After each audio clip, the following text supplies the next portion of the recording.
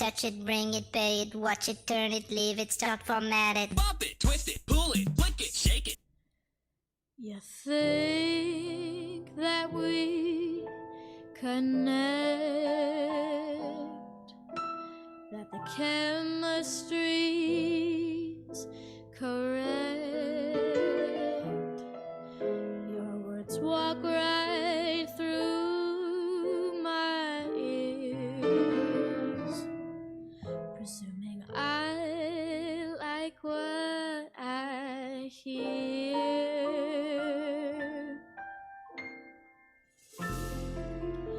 And now I'm stuck in the web you're spinning. You've got me for your prey. Sorry, I'm not home right now. I'm walking in the spider web, so leave a message and I'll call you back. A likely story, but leave a message and I'll call you back. Intruding on what's mine, and you're taking up my time. The courage inside me to tell you, please let me be. Communication, a telephonic invasion. I'm planning my escape. Sorry, I'm not home right now. I'm walking in the spider web, so leave a message and I'll call you back. A likely story, but leave a message and I'll call you back. And it's all your fault. I scream my phone calls. No matter who calls, I gotta scream my phone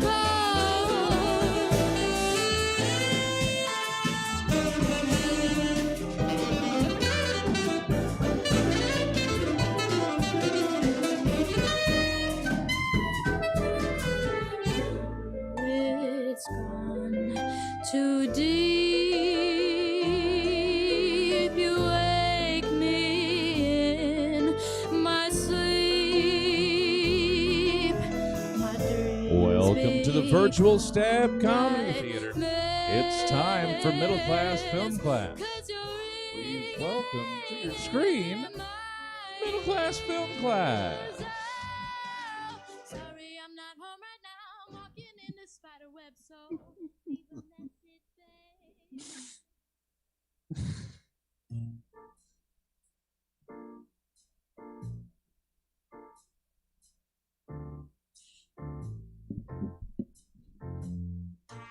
Hello, classmates, and welcome to another episode of Middle Class Film Class Gab and Chatter for Saturday, September 25th, 2021. On this episode, Chris Pratt is Super Mario. Updates on the cursed upcoming Indiana Jones 5. Daniel Craig, woke lord or homoerotic icon. Plus, Joseph gives us A24's upcoming release schedule and news from Yorgos Lanthimos. Also, amazing Hollywood props up for auction in Australia and the saga of Christopher Nolan and Warner Brothers. Guys, we're back. We are back. Yes. After a multi-week break, much needed. Well I deserved. think. Yeah, it was fun. Well deserved. I was like, what am I going to do this Saturday? Maybe I'll see my mom for the first time in 2 years. So yeah, we're back with a slightly different format here. We're going to be releasing 2 episodes a week from here on out, at least until the foreseeable future. And our normal 2-hour-ish episode will be 2 1-hour-ish episodes. Separated. Yeah, separated. So you'll get this half of the episode on Mondays from here on out, and then Wednesdays for our normal deep dive into the movie for this week is Antichrist from Lars von Trier, written and directed by Lars von Trier while he was having a syphilitic brain parasitic episode. I think The infamous Antichrist. yeah, touted as one of the hardest movies to watch. Or I guess a movie with a lot of scenes that are the hardest to watch. Kind of. I think the Human Centipede was a little bit worse. I In regards of like hard to watch scenes. think we'll get into it, but I had a harder time watching more Antichrist than Human Centipede. At least I was like laughing at Human Centipede a little bit. There's at least some insane, like it's so over the top and ridiculous that it's This almost was funny. just like the one scene in Hereditary where she like saying the same thing. but it's 2 hours long. Yeah, we don't get any nice long pan shots cutting to the next scene. It's just her crying for an hour, grieving. So that's gonna be coming up. I mean, it's happening now. And as you're listening to this, if you're listening on the podcast stream, you missed out on our stream, which is actually happening on our videos. Yeah, live video stream through Twitch, courtesy of Stab Comedy and Jesse Jones. Thank you, Jesse, for having us back once again. What a name, Jesse Jones. Yeah, sounds like that name. Sounds like a mythical figure. Almost Jesse James. Yeah, I don't know if Jesse can hear us, but thanks, buddy. I appreciate it. Jesse Jones. Yeah. So if you missed this month, every fourth Saturday we do the stream through Twitch, and it's a good time. 12 o'clock West Coast time. So tune in, twitch.tv/stab comedy. Free to join if you want to chat with us and stuff. Just got to make an account. It's free. So very cool. Yeah. While we were away, we released a number of kind of fill episodes. We had a field trip episode for the card counter. A couple field trips. What was the other one? It was Demonic? We got Malignant, Malignant and Kate. Yeah, we did. Oh yeah, and that was like our a double feature. Yeah. And Extra credit. We're experimenting with that idea that we don't get to see it on release day, but it's worth talking Watching about. movies we missed. Yeah. We'll have a list of movies that we missed, which we've already missed a bunch of movies that we'll probably catch up on. I'm not going to designate whole episodes to them, but be worthy of talking about at least. I'm not doing an episode on Free Guy. I'm not. I draw a line in the sand there. No. Something against Ryan Reynolds. I like Ryan Reynolds. He's fine. He was great in the voices, but Tyler also was somehow able to call us from prison that night. Oh yeah, that's right. Yeah, Florida State Prison too. Yeah, It's been busy. Oh, and I actually He's a gator now. It wasn't even prison. I was under a freeway because, as everyone knows who listened to that episode, I had been living under a freeway bridge. Yes. With amongst the Sacramentans homeless community. I have plenty of space here at my house, but that's not going to happen, Tyler. There's not enough space for me. All right, so I guess let's get into some Gavin Chatter. Gavin Chatter. Yes. Find some charity in you, lad. Now's the time for Gavin Chatter. Yes. All right. Gavin Chatter. I will go first since we're going to go in sort of a clockwise fashion. Yeah. I don't know if you know this. We're sitting in a sort of triangle shape. We're back in the studio again. Yeah. It's great. My name is Joseph, by the way. Here, I'm gonna turn the. Oh yeah, we didn't do introductions. I'm gonna peel the curtain back a little bit. Here's Joseph over here. Hi. You Hi, can Joseph. see, he's double see me. Yeah, and here's Tyler at the other end of the table. Say Yes. hi, Tyler. We are in the same place. We are at the studio with a table made by Jay's Wood. Jay's Wood. Listener Jay's Wood. Probably been a while since you've seen us or heard us. Mhm. But I'll start. I have a A24, like a rest of the year movie release dates. Is there a lot of movies that A24 is trying to release before the end of the There year? is- It's like a Oscar bait sort of thing. There's 6 Hmm. between October 8th and Christmas. You can see Okay. my phone right here. I'm looking at it. Look at it. 3 cameras. So the first one, this is in a chronological order. So the earliest, the next movie to release to the latest. So the next one is the much anticipated weird looking movie Lamb. Oh yeah, Yeah, that's the only A24 one I can think of that I'm excited about. Sheep hybrid baby thing. Wait, that's what it's about? Is a Hell yeah. sheep hybrid baby? Yes. Oh, that's weird. Okay. It is weird. And then we have a sequel to a movie Oh, called The Souvenir Part 2.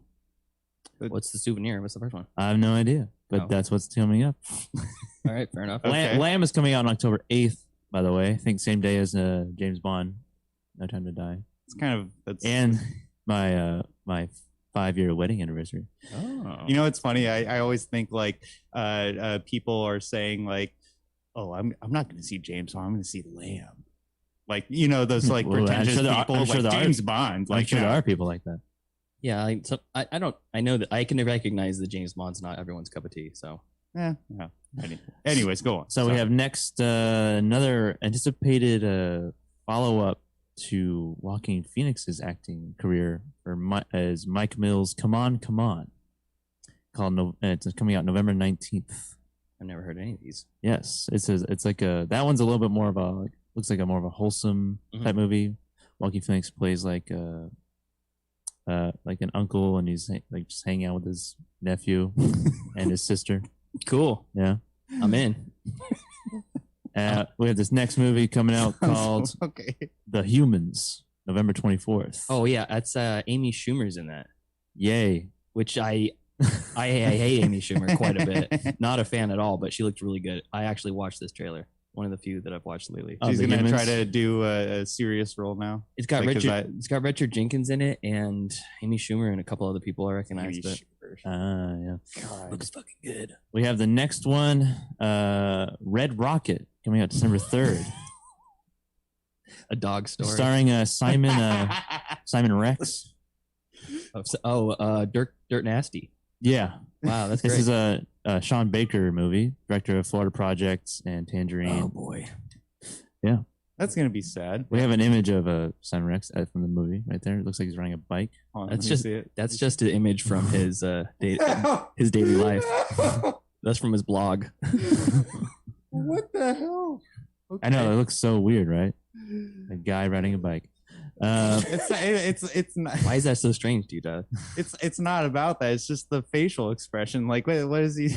I imagine that's what you look like riding a bike. Yeah, it's what we all look like riding a bike. He's actually Simon Rex is pretty. This is actually what Tyler looks like. He's pretty yoked. And then we have. I'm excited for this. Joel Cohen next movie, Tragedy of Macbeth. Oh yeah, starring yes, Denzel Washington as Macbeth and Frances McDormand as Lady Macbeth. That's awesome. I think that would be good. And I hope. I mean, yeah, it has to. That's coming out on Christmas Day. Which one is the one where it's based off of the Lion King? Is that Hamlet? Based off the Lion King, or the Lion King's based off of? I think I think it's Hamlet. I think it's Hamlet that you're thinking of. I have no idea. Brothers kill each other. Anyway, son kills the uncle. Yeah. So those are the movies. Nice. A24 movies specifically. Only one that feels like an A24 movie out of those to me is Lamb. Yeah. Lamb and Red Rocket. Red Rocket. Because Florida Project was an A24 movie. Oh. Yeah, it was. And that was Sean Baker. It was great. Great. And then switching to James Bond related things. Skyfall related things.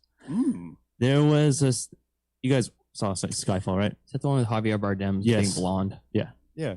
For 2 hours. There's a scene. Okay. Skyfall is like probably one of the best James Bond movies of I liked it. The last 20 years. I liked it more than Quantum. Yeah. I liked it. I think I would rank Casino Royale. That's my number one, Craig. More than Craig Skyfall. Bond. But Skyfall was fine. It was a fine Skyfall film. was really good. Okay. Anyway, the producer of James Bond. You guys remember that scene with Javier Bardem and James Bond, where he's like almost like in his almost like lair, and James Bond is like tied to a chair, and Javier Bardem is like talking to him really closely. Yeah, and he kind of like, it's like very like almost sexual, suggestive, like he's seductive. So this is the producer refused to cut that scene because I mean the studio wanted to cut it, but the producer said no. Yeah, and it was like, hell no. We resisted. That's in quotes. We resisted. They refused to cut the homoerotic Skyfall scene, which I guess like that's the vibe I got. Is it? I mean, is it homoerotic to rub another man's thighs suggestively? Yeah, I mean, if you're bros and you can't rub thighs, what are we doing? You know? Well, I don't know. Joseph, you did that to me one time, and I was fine with it. First of all, you did that to me, and I was scared. Oh, that's right. That's right. Yeah, Tyler's just thinking about his water polo days. I'll go as far as rubbing our leg hairs together, and that's as close as I'll get. This is not news to anyone in this room, but the people listening. I have very hairy legs. Me and Joseph and Tyler kiss each other goodnight every night. That's true. That's true. Yeah, it's a bro kiss. Yeah. There's nothing wrong with that. Yeah, there's nothing wrong. And with that. I do have very hairy legs. Yeah, I mean that's really all there is to this story. Is that they didn't want the suggestively gay villain. Yeah, I guess so. That pisses me off. It's like, why would you get rid of that? Like, why would you get rid of that scene? Because it kind of it's character development. Like, it's character development for the villain, and it puts James Bond in a compromising situation where you wouldn't expect. Are you saying right now that it's it works because gay people are bad? Is that what you're saying? Oh, no. That's not. That's Maybe exactly not. Maybe what I'm the saying. studio is actually the heroes in this. They didn't want to make the gay absolutely not community look. correct. They didn't want to make the gay community look bad. No, it would. what I think is it makes it more. It makes the villain more complex. Like, it's not a just a cut and dry like big villain. Like, they wanted to bring some sort of I don't know what you would call it. Just depth. Yeah, exactly. Complexity. Yes, I'm cool with it. It's just like the hints at this character's like past and like you know, like he hates Bond, but he's also attracted to him. I hate you, but goddamn, it's also about making other people uncomfortable. Yeah, like that's true too. Putting people in vulnerable. I mean, we can uncomfortable situations. It kind of harks back to the card counter where Oscar Isaac he does the torture scene to that poor boy. He almost does it. He doesn't do anything. Oh no, that's it's psychological. What he torture. doesn't do is enough. Yeah. Oh man, I think, and I said it in that last field trip. He should have gone farther. Should have pulled his wang out. Yeah. He should have made him strip nude. I think that there's nothing wrong with like have you ever, like when you were a kid, do you ever have a friend who had a trampoline in their house? Yes. In the house? No, I did have a friend with a trampoline. It was a very small trampoline. The little workout trampoline. A full size tramp in the backyard, and you just with the net. We went netless. Netless. Yeah. I never had a net. Yeah, we rode that trampoline bareback, baby. No protection. No net. Yeah. But no, there were times when you'd be just bouncing for hours and playing like Crack the Corn and all of a sudden thighs touch. No, and then you're all like in a mass of tired teenage humanity laying on the trampoline. And you all lay on the trampoline and you all naturally slide together in the middle, and it's like, is it gay to be in a dog pile with like 4 of your closest friends? Yeah. Well, what's football then? That's what I'm saying. It's not gay at all. But the second that you do that with like a bunch of your coworkers or something, that's a little strange. Or like just a guy you saw at the grocery store. If you like were to like touch thighs with that guy, maybe that's that's more uncomfortable. Oh, excuse me. Well, then you make eye contact. And I wouldn't even classify that as gay. It's just uncomfortable, because if it was a woman, it's the same thing. It's also uncomfortable. We're getting off the rails. We're getting off the rails here. That's probably more uncomfortable. Where were we even talking as a straight about? person? For me anyway. Probably. I mean, I just think that like that the headline of that doesn't even need to have like homoerotic in it. You could just be erotic. Like, why does it have to be gay erotic that makes you uncomfortable? Well, that's just, I mean, because it is, I guess. All right, what else you got? I don't know. What else do I have? What else did you say? The Yorgos Lanthimos. Oh, yeah. Yorgos. Our boy Yorgos Lanthimos. Divisive director. Yeah, I guess he is divisive, just in like... You either like his stuff quite a bit, or you can respect it. But I just want to... This is more just like a cast announcement thing. This was like earlier in September. Mm-hmm. But the cast of his next movie entitled Poor Things, starring heard about this one. Starring Emma Stone, Willem Dafoe, Mark Ruffalo, Jared Carmichael, Rami Youssef, and Christopher Abbott. Those are the Poor Things. Poor Things is the name of the movie. It's written by it's written by the guy who wrote The Favorite. Yeah. So Yorgos directed The Favorite but didn't write it. Yes. I'm pretty sure that's why it's better, more accessible. Yeah. Yeah, definitely. Killing of a Sacred Deer is interesting and is definitely a movie I'm glad I watched, but I didn't find a whole lobster? lot of. Yeah, he did. I didn't find a whole lot of like joy in Killing of a Sacred Deer. When you get a when the AI writes a script. When a Greek AI writes a script, you get Killing of a It's Sacred actually, Deer. he wrote the script in Greek and then he put it in the Google Translate. And then that's what he got. Colin Farrell had no idea what had to go. I can't read the script, Yorgos. Oh, hold on. Google Translate this. Copy, paste. Okay, this is it. Are you sure this is it? I feel like it doesn't make any sense. That's great. I love it. Oh, you're killing me. You're killing me. But yeah, that's just like cast announcement for the. Does it have a synopsis of what Poor Things is about? No, I haven't looked into it. All right. Well, I will watch it. I'll watch anything he does. Yeah. I mean, The Lobster, I actually enjoyed. I know it's a pretty divisive film. I want to watch Killing of a Sacred Deer because Pete, you recommended it to me. I think even before we started even doing this show. It was. And I really liked how just the story of The Lobster is absurd, but strangely it's captivating. It's kind of cute. It's captivating. You know what, man? It's really real.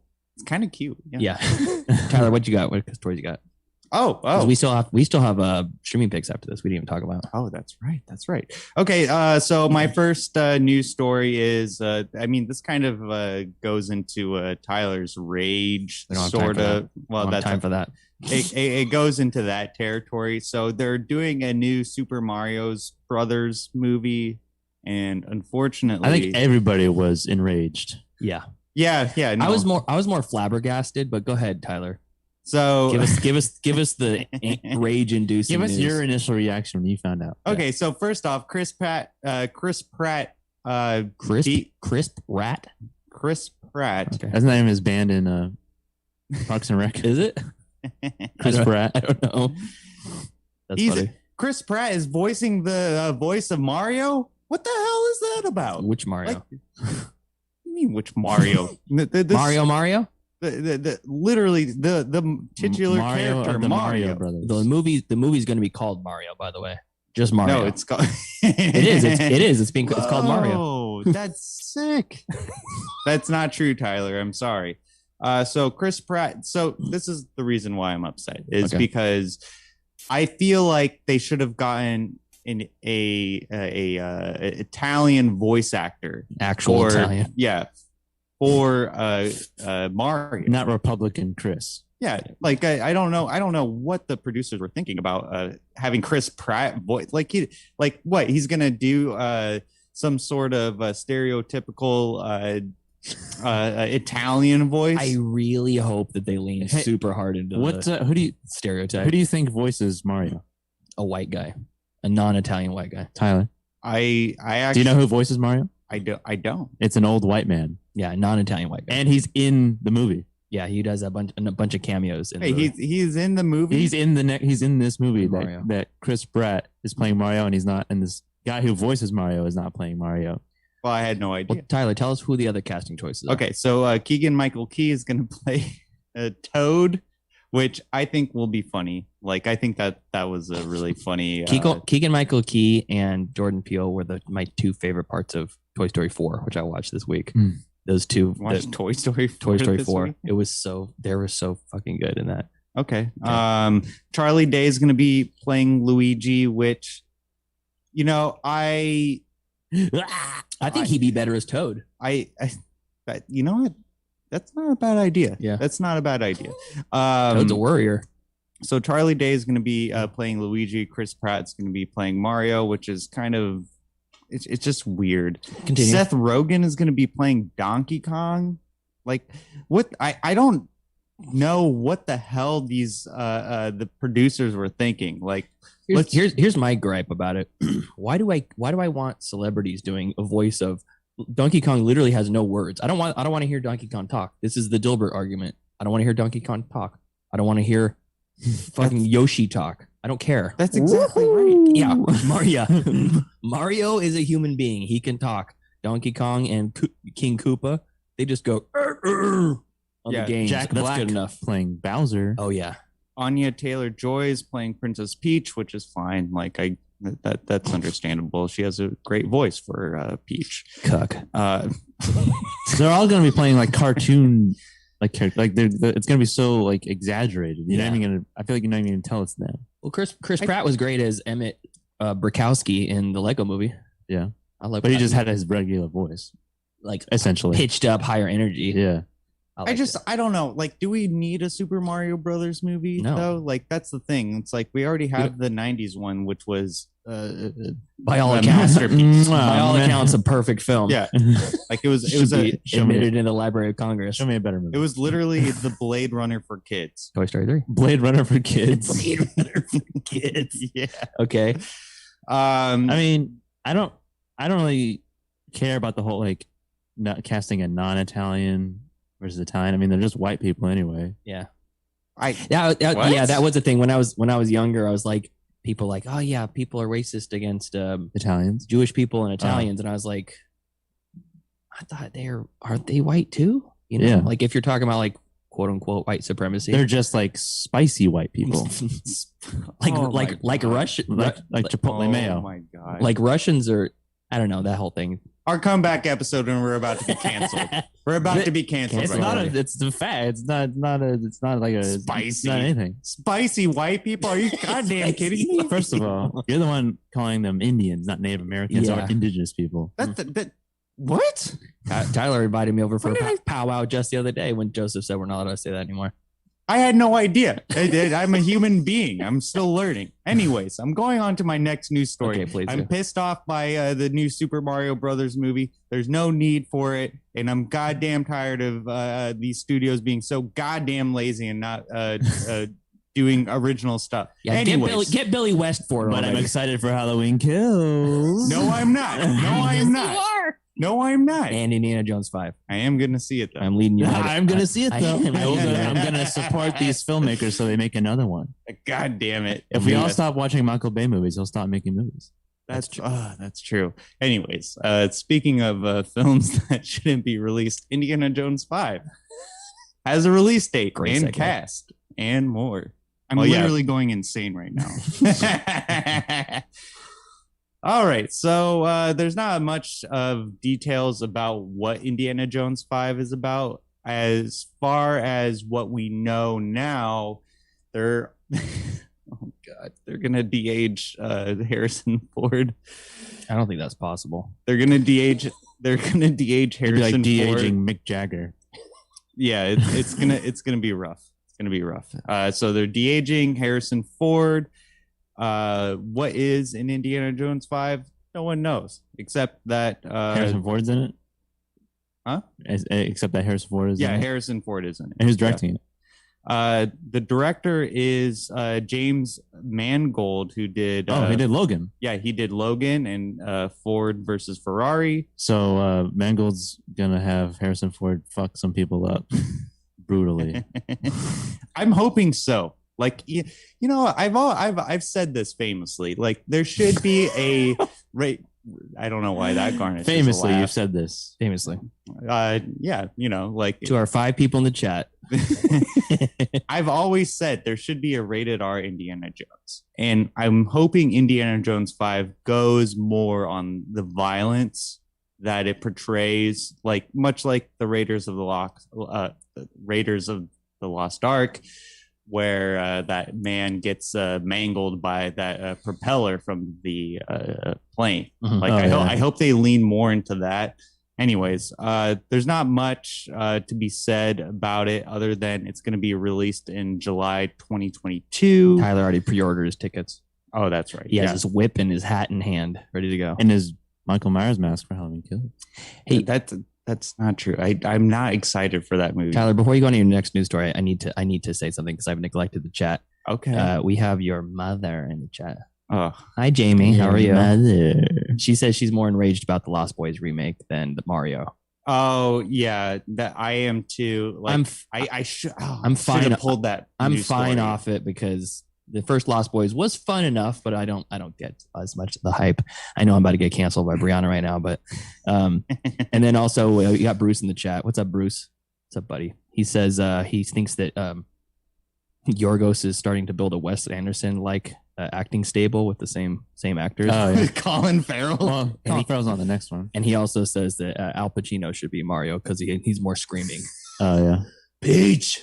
Why do they have Danny I'm here to DeVito? save you, Peach. Danny That's the DeVito worst as Al Mario. Pacino. They have, Peach. they have Charlie Well, Day. Danny as- DeVito. Danny DeVito should be that that fat clown flying around in the cloud, dropping turtle shells on people. Hey, Peach. I don't know, Peach. I don't know if we can do this. Yeah, that was a pretty good Al Pacino. Not Oh, bad. well, thank Not you. bad. Old Al Pacino.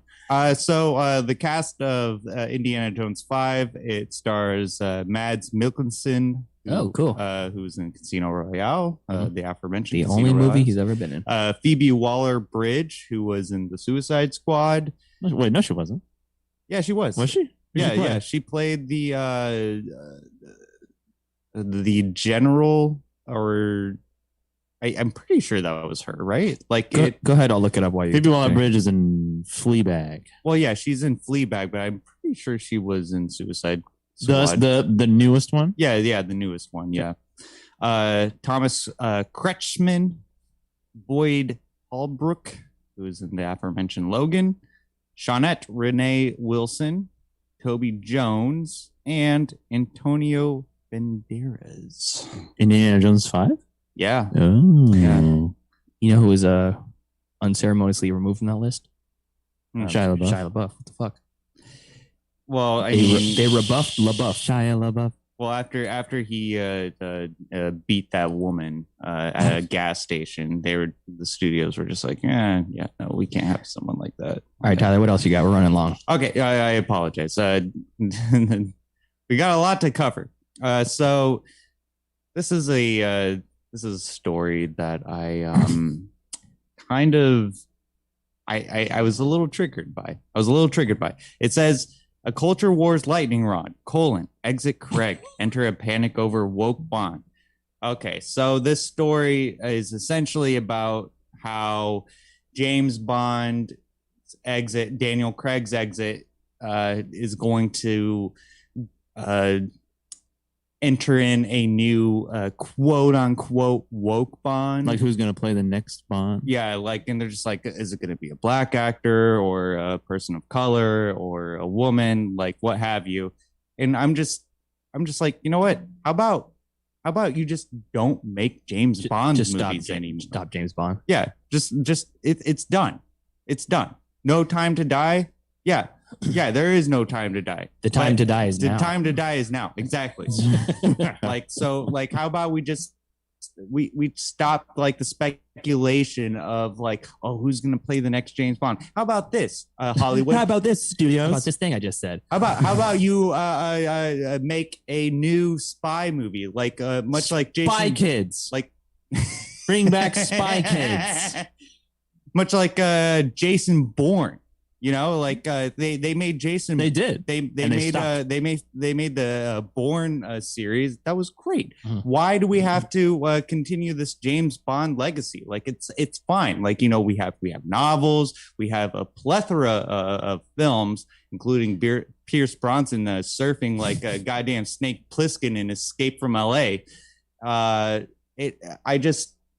I don't know. You know, like, the whole wokeness of Bond started even before Daniel Craig, because Cuba Gooding Jr. was rumored to be the next Bond before the guy who before played in Radio. yeah He's before gonna be James Bond. no before Daniel Craig.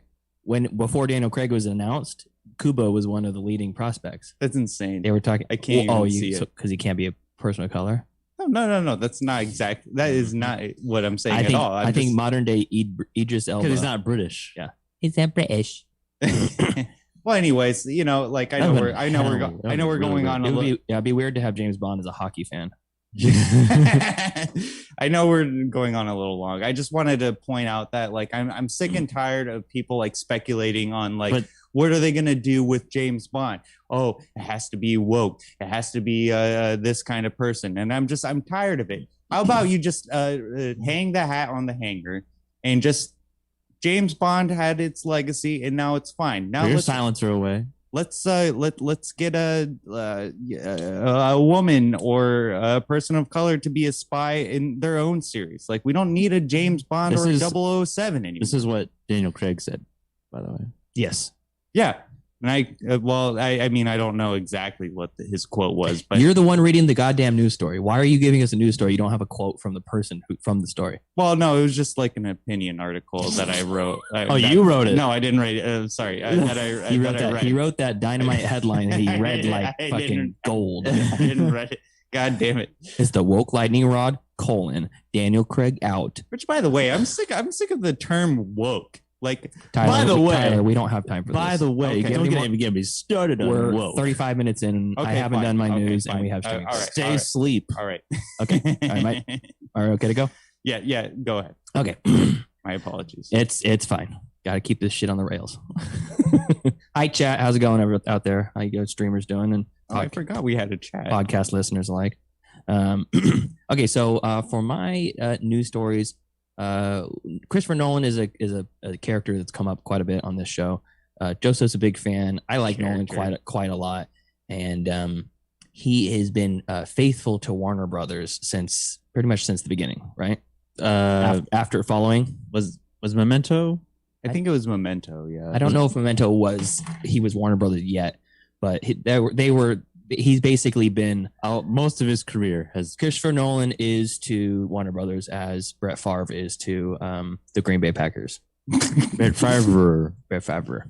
And then now all of Roethlisberger. a sudden Christopher Nolan's going to go play for the Minnesota Vikings. What the fuck is that? That's crazy. That's crazy. So yeah, Taking his talents down to South Beach. that's right. It's like Brady going to Buccaneers. yeah, the Buccaneers. Like, Yeah. what the fuck? So there's the next upcoming Nolan movie is about J. Robert Oppenheimer and the development of the atomic bomb in World War II, Mhm. which is, I think, a great topic. And the really another interesting, historical drama yeah, that's right. after Dunkirk. And there are a slew of studios, including Apple Movie Studios, which has been releasing some bangers. That's trying to get Nolan signed down. Here's some of the list of demands For this next movie. for basically to. demands. He has a list of demands. Yeah, it's he essentially wants this if you are going to sign up for his next movie. Nolan wants full creative control. 100+ day theatrical window, at least 100 days in theaters. That's 4 months. Yeah, Essentially. 3.5 months, Yeah. basically. Roughly $100 million budget. Equal marketing spend, 20% of the first dollar gross, and 3-week blackout period before and after where the studio wouldn't release a single other film. That last one seems insane. to That's me. a 6-week window of just. You literally released just one movie for this. So 3 weeks of nothing, and then you release your movie, and then Yeah, 3 weeks released of nothing the after. Robert Oppenheimer movie from Nolan, and then another 3 weeks of Radio Darkness. He hasn't even made $1 billion for a studio, and he's making these demands. I love the hubris. Nolan. That's if I had to say like one thing I don't like about Nolan is that he seems like a really cocky asshole about it. Not that he hasn't deserved to be, proud of his work and confident in his abilities and stuff, but it is funny. And that list of demands, just cracks me up. Fuck, he's got the studios want him, Yes, and like he's just exploiting what they want. there is a very small. If you can give me what I want to make the movie that I want to make, You will be benefited because you'll be making a shitload of money. Essentially, is what he's telling to the studios. I love it. So, anyways, that's exciting. I don't know. List of demands. Has he picked one yet? he's going. I think it's Universal. I think Universal is it. I don't know if it's 100% Sealed the the bag, deal. but yeah. Yeah, we'll hit him up and we'll. Yeah. Which is strange because Warner Brothers is on fire right now. He's going to Universal, that failing studio. Daddy deep pockets at Universal. Universal sees something in a young Nolan, and they're gonna give him a chance. Yeah. And then this is a very small thing. I just wanted to gloss very quickly. Denis Villeneuve, another director who we revere quite a bit on the show, Yes. has said in an interview that he feels like that Marvel movies are cut and paste Oh, I read this of other movies. Yeah. And pretty much. I mean, he's not wrong, but you could say that about a lot of modern movies. And Sure. generally, movies that are ultimately very popular are not the ones that are breaking the mold because that feels scary and unfamiliar. That's why studios go back to these properties like Indiana Jones 5 and James Bond 29 You Yeah. know, it's like or Fast and They're Furious just 10. Well, Marvel movies specifically are kind of formulaic. Mhm. You know, there's no like when you're watching a Marvel movie, there's not really a whole lot of stakes. Yeah, I think that's probably why the Infinity War and all that stuff kind of worked because you're like, holy shit, half the people died or whatever. Yeah. You know, so there is stakes, and then well, maybe there's not. But when you're watching Captain America 1 Yeah. or Iron Man 1, it's like, is he gonna make I know. it? Is Captain Is America he gonna make it? Is he gonna make it? I know. So I think that was funny, and there's so much like bitterness from that Dune is getting IMDb like brigaded, where the reviews are all these people coming in saying, "Don't talk bad about MCU." 1 star. Oh, Like thousands of those. Is like, how childish and butthurt do you have to be that a director gives an opinion about a movie series that you just happen to like? yeah. You have to brigade their like IMDb ratings. That's so crazy. The way I see MCU films is it's just comic books on film. Well, yeah. like exactly. That's exactly what it is. Well, exactly. So like to disparage them saying, "Oh, they're just copy and pasted." Like it's well, you know, you're not getting the point of it though. It's supposed to be It's deeper like than that. it's no. It's supposed to be it's supposed to be mindless, fun entertainment. It's schlock. It's schlock. It Sure. is very schlocky. Yeah. There's nothing wrong with I that. think they took what should have been a schlock and turned it into a really high value production, which is really interesting. I But- mean, of and course, it's probably the best version of that type of movie that you can make. So it's like, I don't care, but who cares about like this guy's opinion versus that guy's opinion? Do you have to like everybody has to agree that Marvel movies are great? You Yeah. know, does it have to be? I mean, he's just the most recent one to say something like that. Scorsese, David yes, Cronenberg said the same thing. Francis Ford Coppola, Inarritu, they're all basically like, Marvel movies are kind of All these filmmakers. yeah. They Wait, make the same Cronenberg who he did Society, right? What? no. He did The Fly. That was Yeah, right. yeah. He Notice did they're- The Fly, and These are filmmakers. Yeah. Not Yes, movie we make makers. film. Notice how I say film Yeah, and we not film. movie. So, anyways, I just thought that was funny that everyone's getting up ass over that. And then the last thing, which is very fun, go over, do yourself a favor, go to lloydsauctions.com.au. It's an Australian website where they're Okay. auctioning off actual movie set used film or film used vehicles for Mad Max Fury Road. Oh, yeah, I saw it. This was one of my stories that I didn't do. They have the What? double decker Cadillac dually that's got 3 Cadillacs welded onto one that looks Up like for sale. up for sale. That monstrosity, Um, huge. It's all the craziest. Like they have the buggies that have the counterweighted sticks on them. Oh, yeah. the war boys would use to like steal people off of the war rig and stuff. Yeah. Mom and Dad, I need a loan. I need to buy the war rig, the semi truck. I'm coming to you once again for financial support. Yeah. And probably my favorite out of all of the, besides the double decker, triple decker Cadillac, is the all speakers earth mover, the Doof Warriors riding with Yes. the puppet guitarist, and They're selling that. they're selling it up for auction. No prices. It's literally bid what you think it needs, and Nice. $3. yeah, and then somehow get them from Australia to your home. So I'll find a way. yeah, it's really interesting. I Be mean, my these daily driver. Mad Max Fury Road is like an achievement in movie making just because there's so much practicality behind it. So I guarantee Sure. all these work. Yeah. You could actually take them, drive them, maybe register them, depending on the legalness of some of them. But, Yeah, street league. yeah. So very, very, very fun. So that's Lloyd's with 2 L's, lloydsauctions.com.au Mhm. if you want to check those out. Very fun. I think that's it. You guys That's ready, it for the news. ready for some streaming picks? Yes. Let's get some streaming picks. Featuring Bruce. Movies. Currently streaming live on the internet. Streaming in. I want my picks back. Streaming into. All right. I don't know who has the fucking pick. That story is streaming elsewhere. Oh, I missed that intro. I missed that intro. And it's been like 4 weeks since we've been here. It has. It feels Yeah. good. Joseph, what's your streaming picks for this month? this month. Well, when you do a movie podcast and then you take a break, I feel like for me anyway, the last thing I wanted to do was watch more movies. So I watched a handful of movies. There was this weird thing with HBO Max where they had all the Harry Potters, and then for like a month they got rid of all of them, and then the next month they came back, all of them. So I was able to finish my Harry Potter marathon. I did it back to back. Harry Potter and Deathly Hallows Part 1, Harry Potter and Deathly Hallows Part 2. Same day? No. Oh, okay. That anti-Semitic movie series. Once again, here we go. I think you're anti-Semitic. Yeah. How dare you? I'm pro-Semitic. Yes, give me all the Semitics. So now that I finished the whole series, I'm just going to stream break the entire series. All right. Because they're all like really good movies. Yeah. And then, shut up, Tyler. I'm just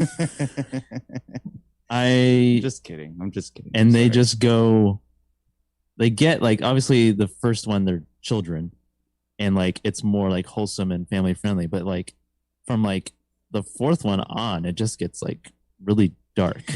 I was very surprised. I didn't watch the whole series, but I was very surprised with the later episodes with how like the entire palette of the movie is dark. Just the tone is dark. Tone, the color, it just gets it gets darker and darker. Children are being killed. Yeah, children are being Cedric.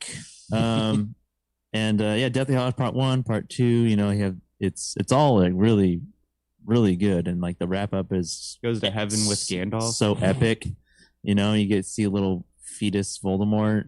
Yeah, that was weird. That was very experimental and weird. And they made some bold choices in those later movies. But it all worked out. Poor Dobby and the slave. Rip Dobby. And just really solid movies. Like there's not really you can have, it's more of like your preference of these movies. Have you read any of the books? I've read the first 4. Actually, first 5. Would you say that there was it was lovingly crafted, like on par with the books? Because people say the books are amazing. Yeah, really well done books. I haven't read them in a long time, but I did read the first 4 anyway, like pretty close together, and probably around the time that the first movies were coming out. And I think it did a pretty good job. Apparently, Hermione, the character of Hermione, is supposed to be black. Oh, what? According to J.K. Rowling. Oh, wow. I can't trust anything she said. And like the way she described Hermione in the book is that she had curly hair, and that was the giveaway. That was it. That's the giveaway. I guess I'm black then. Yeah. Well, she's got curly hair, obviously. You do. Anyway, but yeah, obviously when you look at Daniel Radcliffe, I'm like, that's Harry Potter. Like there's no other person. I feel like, that's Harry Potter. You know, like you look at Elijah Wood, that's Frodo. You know, it works. Sure, it just works. Bruce says that small, fun bit of trivia that Dobby was actually also voiced by Al Pacino. Oh, I can hear it. Al Pacino got a sock. One thing that I got a sock. One thing that I actually didn't like about the last movie is how you see all the like Harry Potter, Ron, Hermione grown up. With kids. With kids. I didn't see that part. It's like it's a very, I was like, this is kind of weird. Yeah, sure. It's just like, it's literally like kind of like the beginning of the first one where like he's going to the train station, except they're all there, and it's like very similar, but now they're adults and are they played by the same actors? Yeah. They just kind of like did makeup and maybe like superimpose their faces on like older bodies. I think Harry's with Ginny as well. Yeah. Spoiler alert. And somehow that works in the Fellowship of the Rings. Yeah. Because at the very end, they get older and you see Samwise with his kids with Rosie. Oh, they don't look older though. That's what I'm saying, but they're hobbits. Yeah, they live exactly. forever. There's a suspension of belief because they're hobbits, but these are human beings. You know, I did read something funny. It was in one of the first Harry Potters. Ron has a rat named Scabbers. Yes. Who turns out to be what's his name? Peter Pettigrew? Yeah, Pettigrew. He's a I forgot about that. And there's a scene in the train when they're on the train. If Hermione let her cat eat the rat, yeah. then The whole thing. the whole movie, It wouldn't work. the whole series. Peter Pettigrew would have been eaten alive by a cat. Nice. So like I was like, well, I guess that's good they didn't let it in. Movies that I watched, not necessarily streaming anywhere. Mhm. Just, I watched The Box Trolls. Oh, that's going. Really good movie. Alien, I'm not sure if it's streaming, but I watched that. That's I think obviously it's on IMDb TV. what I realized about Alien watching it again, it is like a really good movie, but it's also really kind of boring. Yeah, it's slow. It's a slow burn. If you don't lock yourself in a dark room and put your phone away, it's Also, if you've seen it before, yeah, that too. I mean, the set design and everything about it is really like well done. It's like, oh my god, this was made in the 60s or the 70s. Mhm. Yeah, it was made in like 1978. It's like really good, but Yeah. like as like the movie progresses, it's just like kind of really just slow. You don't even see the alien that much, and like Yeah. the like that's kind of Yeah. Oh, Yeah. that one scene is pretty that's bad. kind of silly. Yeah, it's a little silly. Yeah. So Alien is classic. I also watched Attack the Block with you guys at Red Museum. Mhm. First time watched, that was really fun. The Card Counter, we reviewed that. I like that a lot. That was great. Yeah. And then streaming. This is my next stream pick. Documentary, kind of a sad-ish documentary called "Pray Away." The Gay. Ooh, is it like a conversion It's a sort of camp? It's a no, it's a documentary about these people who used to run a specific like gay conversion. Mhm. I don't know, Camp therapy. camp whatever. organization, Sure. Mhm. and all of them are gay. They're like ex. It's like this is like post that Okay. organization. Okay, gotcha. And it's like them realizing what they did was terrible. Okay. And they show a lot. They have they have them, and then they have some other people. There's like a person who is very like flamboyant, and like you would think that maybe he was gay or trans or something, Uh-huh. but he like claims that he was saved, and like he's someone who like believes that conversion therapy it worked, works. but now he's still gay. No, he's not. Oh, He also claims he is. okay, fair enough. And it's laugh at that. it's really interesting to like because they show a lot of archival footage, and like it's really sad to like see them talk about it and see how much like regret that they have doing all that stuff, Yeah. and like the harm that it did to all the people who went through it, because people like killed themselves because they went Mm. through that. Yeah. And it's really just kind That of whole gay conversion therapy is fucking sad. it's like it's ridiculous. It's yeah. The idea of it is Very frustrating. it's so ridiculous. And Very there's this really odd scene in this movie that it's a documentary, so it's real. It's actually happened, and it felt like I was watching a movie, like I was watching like Midsummer or something. Because there's this scene where like they all kind of gather in this house, and these are all people who are ex-gay, and they're all gathering in this house, and it's almost like a worship type event, almost Sure. like a youth group type Yeah. thing. Uh-huh. And they just start kind of doing like these like stomping, and they're like chanting, Uh-huh. and like someone's like in the middle like doing like a sermon or something, and it's very Cultish. very cultish.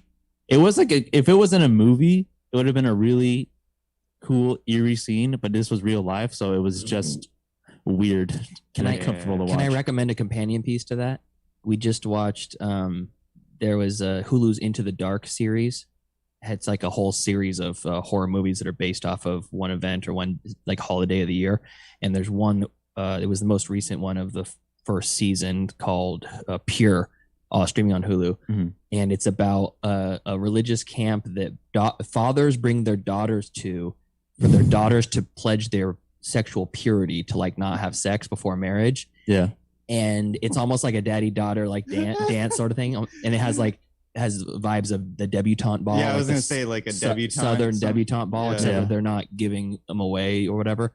Oh, And it is weird. It is like You This guys is this watch is it. fictional. it's a fictional, Oh, okay. and it gave me Midsummer vibes also. But this whole it's like, oh yeah, my daughter's been here for the last 10 years. She's 17 now. You're like, you've been making your daughter come to this since she was 7 to Yeah. say she's not gonna have that's fucking creepy. that is creepy. Yeah. Anyways, sorry to interrupt. It's all good.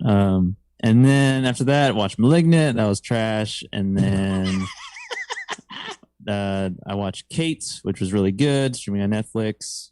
We talked about that already in our field trip episode. And I watched the second Twilight movie. What? Why? I didn't choose to watch it. I was just Oh my god. there watching it. You were just there. Sure, you were just there. And it's like, because I've seen the first one like a handful of times, and First one's ridiculous. the second one is even more ridiculous. Yes, it is. It's bad, and not only is it bad, like Bella is just a really shitty person. She's just a really bad person. Yes, so She's is just- that whole goddamn vampire family. She's like so toxic. Like, oh, you don't want to see me? Well, I guess I'll put myself in harm's way and make you come rescue me. Yeah, That's called- it's bad. That's called emotional blackmail. Yeah. emotional blackmail. So, If you break up with me, I'm gonna kill myself. yeah. I might be watching the next ones this weekend, but No. Oh please. boy, let me know. I've seen the first one. Well, now I've seen the second one. I've only seen the first one and the last 30 minutes of the last one. We could do a watch party. Yeah. Fun. But those are what I have. My streaming picks are Harry Potter series, which is all of them are on HBO, Pray Away, which is on Netflix, and Kate, which is on Netflix. Cool. Yeah. Beautiful. That's it. Tyler, give us some streaming picks. All right. So How many movies did you watch in the month we had off? well, Two? Four? First off, my first streaming pick is Indiana Jones and the Raiders of the Lost Ark. Is it actually? No, I just Great want- joke. I just wanted. He's gonna bring it back. Another- It's not another home run. It's not dead yet. Yeah, that's just a bit. But really, it's actually Indiana Jones and Temple of Doom. Temple of Doom? Now that's a joke too. Anyways, What is it? So my first streaming pick, I watched "I Love You, Philip Morris," starring Jim Carrey and Ewan McGregor, which kind of looks like Ewan McGregor right now. Or yeah, little bit. It's working on it. Or Riker. Yeah, I got like Riker vibes.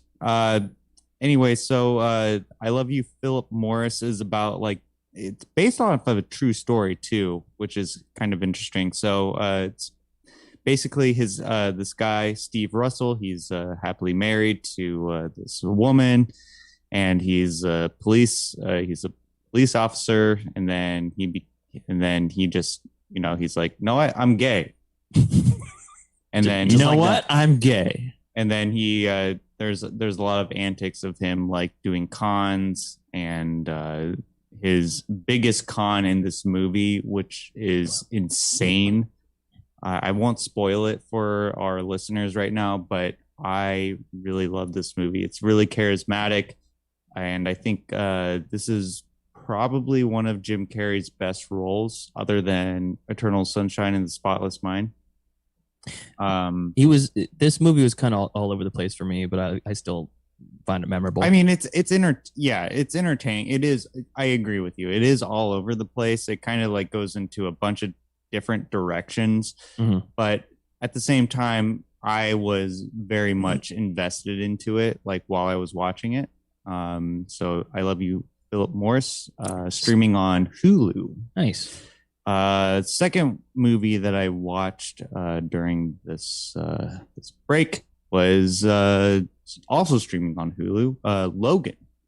And this is starring who the hell is that guy? Hugh Jackman.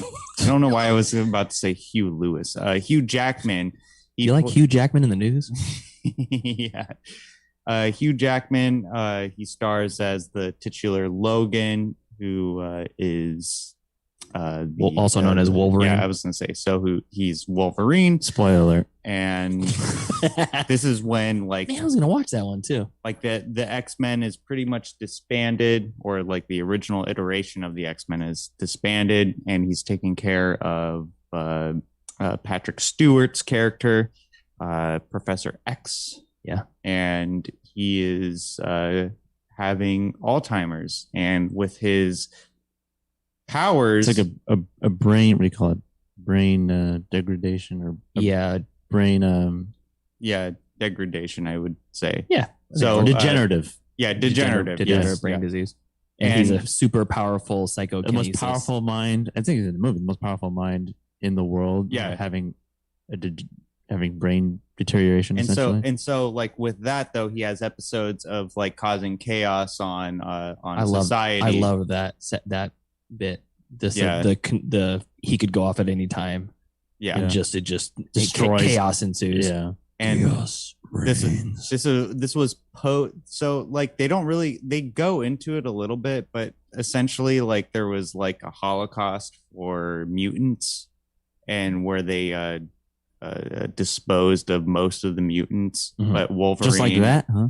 And Professor X were the only ones who kind of survived like the original iteration of the X-Men. And then there was children that were being raised in somewhat of a lab sort of environment, and they escape, and Logan feels like he has to take care of them, and it's a whole thing. It's really great. Probably the most natural and darkest and realistic version of X-Men. The fucking best superhero movie. It's so good. I would say so too. That I've seen, and it's super violent, which I like too. Like it does not shy away from the violence of Wolverine, because I mean, like, he has these goddamn claws. Like, what, he's just gonna do his PG-13 slashes? No, he's stabbing people through the head. Yeah, like it's amazing. And so yeah, I watched those two movies, and then of course, I know Joseph wasn't a fan of it, but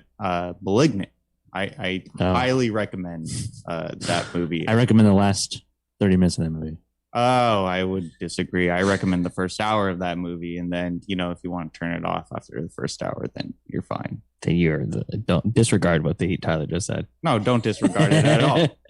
That last part was made up for the rest of it. I really do want to rewatch it again, like thinking of it as the whole movie being like a campy tongue-in-cheek movie, and see if it makes more sense, because the first half was more than half was hard to watch. Man, like that's so interesting how like you guys like the last half, but I like the first half. I'm not even going to say that I like the last half. It was just bananas and crazy. It was bananas. It was. So Donkey Kong. But anyways, is that it? Starring Seth Rogen. Yeah, that's it. Okay, cool. All right. So when I was off, I've added, let's see. You're on the quest for 500. Yeah, that's right. The quest for 500. And I am on pace. I've added 35 movies to my list since we were on break. Jesus Christ. And I'm at 374 once I watched my next movie. Jesus Antichrist Christ. was 373, and I'm on pace. I should hit it by middle of December. So there's a couple of guys on the cinematics page that Matt Stillman, he's at like he'll be at like 580 at the pace he's at. He's on like 420 already, which is insane. I know. What do you do? I don't know. Do you not have a job? I don't know. What do you do? I watch sometimes. Like at the end of my shift at work, a lot of my time is in the office. It's office work, so I'll put a movie on Amazon as I'm doing like mindless work, and I have a 2-monitor setup in my office, so I'll just like watch an Amazon movie or like an hour of it, and then finish it when I get home, and then watch a second movie when I get home with dinner or whatever. So there's never one weeknight that we don't watch a movie, unless we specifically have something planned or we're gonna do a game night or whatever. So, anyways, I'm gonna run through the just a complete list of this, and then do my 3 actual streaming picks. Scott Pilgrim versus the World, Cutting Class, Brad Pitt's first movie, which is a campy horror movie.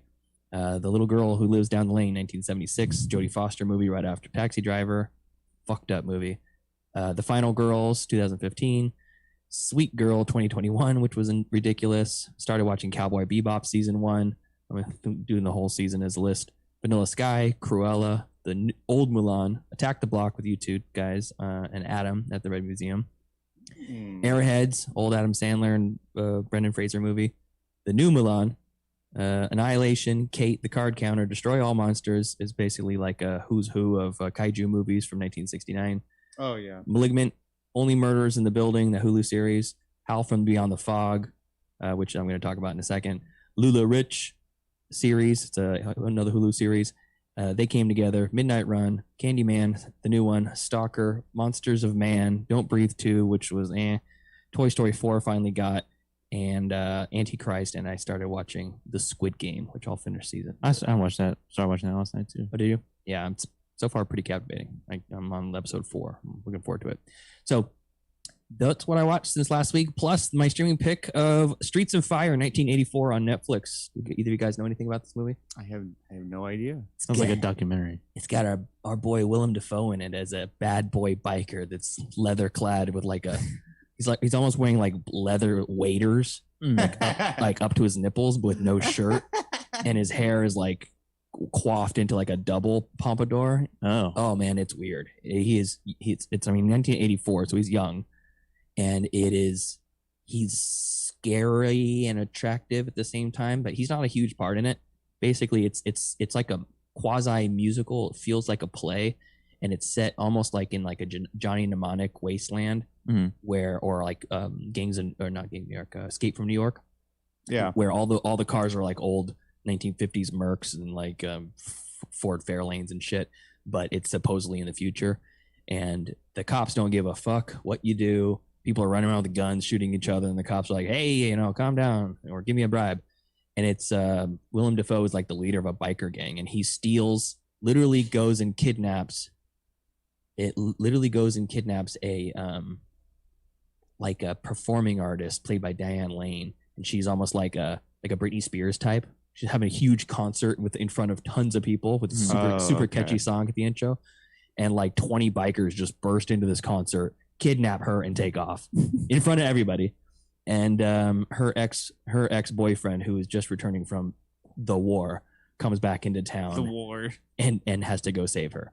And he wants to do it without killing anybody, which is another ridiculous plot. But I don't know why I like this movie so much. It really got me. It's definitely not my normal type of movie I watch. It's like feels like a musical, but there's only like 2 or 3 songs in it.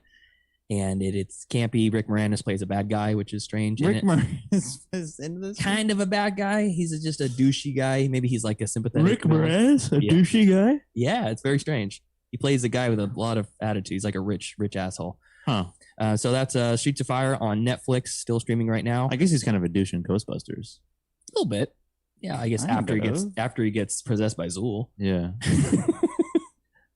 So Howl from Beyond the Fog, which I mentioned, I watched that twice since I saw it. And it is so good. I love it so much. It's a 30-minute long short. Oh, it's only a short. It's a short, yeah. Oh, okay. And it's a kaiju movie, like a Godzilla type movie, but it's made with puppets. The people are puppets. There's no actors. Oh, the giant monster thing. It's like a lizard snake sort of monster. It lives in a lake in some 1900s Japan. Yeah, or late 1800s Japan. And there's a blind woman that lives there, and she communicates with the monster peacefully because he's also blind. And then there's people. there's these like bad guys, but the puppets are so cool. Like the faces, they're carved wooden faces of these puppets, and every one has so much character in the face that you're like, I feel like I've seen a guy that looks like that. I feel like I've seen like a woman that looks like that too. It's so cool. And apparently it took like 6 years to make. And after it's on Amazon Prime, and after you watch the movie, it goes immediately into the making of. So it's like the listing is for an hour, but it's really a 30-minute movie with like 30 minutes of behind the scenes. Super, super cool. I recommend for everybody on that. Howl from Beyond the Fog, Amazon Prime. The soundtrack is unfindable. I've been trying to find the soundtrack for like 2 weeks. Cannot find. Fucking great. The sound of the monster. Not even on YouTube? No.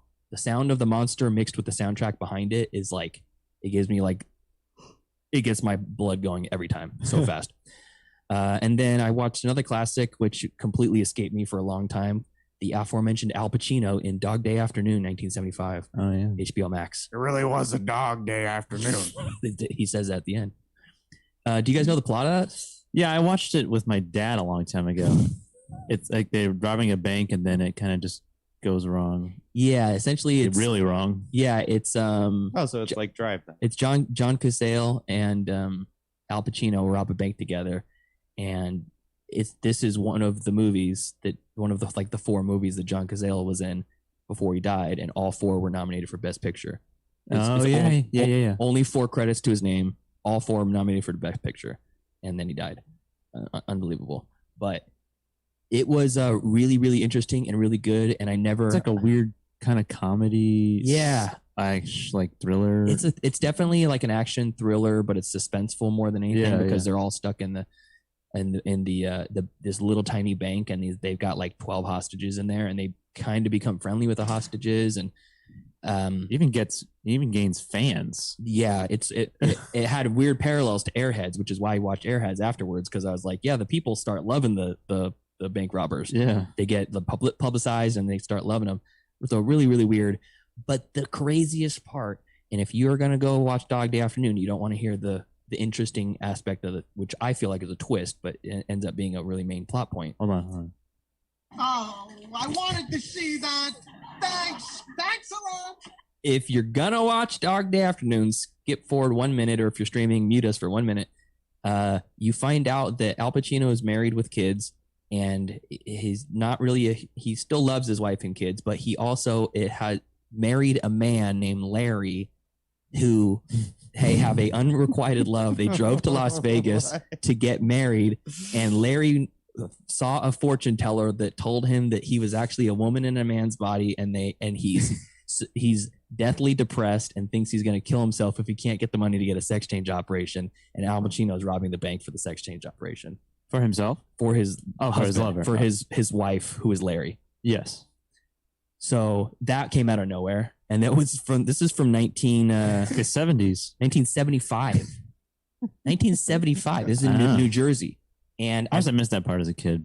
Yeah, yeah, probably. Definitely. You see the went over your head. You see the actor that played Larry, you'll probably remember, because I've seen his face before, and I've seen that character in like shots and clips and stuff, but I had no idea what the context was.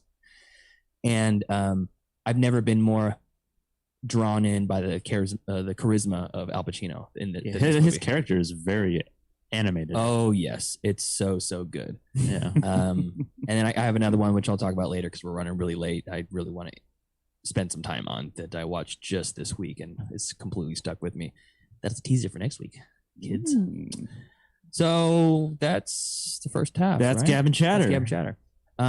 So right now, Jesse, you may not be there. I don't know if you're watching with a benevolent, omniscient eye, but we're going to take a quick break.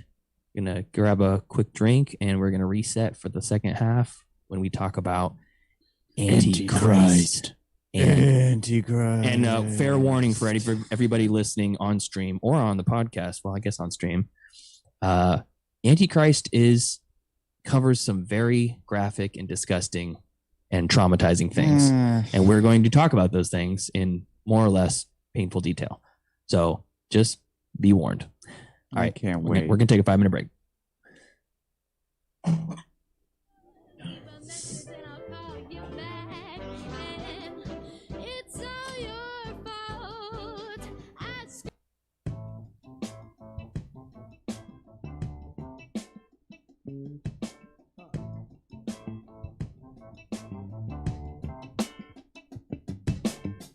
Today is gonna be the day I'm gonna throw it back to you. By now, you should have somehow realized what you got to do. I don't believe that anybody feels the way I do about you now. About you now.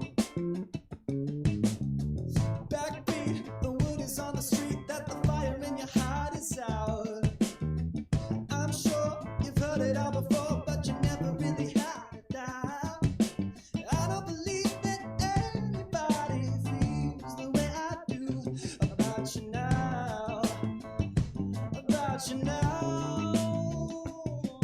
And all the roads we have to walk are winding. And all the lights that light the way are blinding. There are many things that I would like to say to you, but I don't know how. I don't know how. 'Cause maybe, oh, you're gonna be the one that saves me.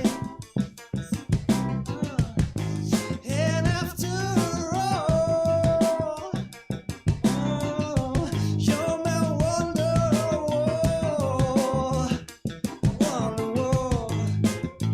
Let me tell you that today is gonna be the day, but they'll never throw it back to you. By now, you should have somehow realized what you're not to do. And I don't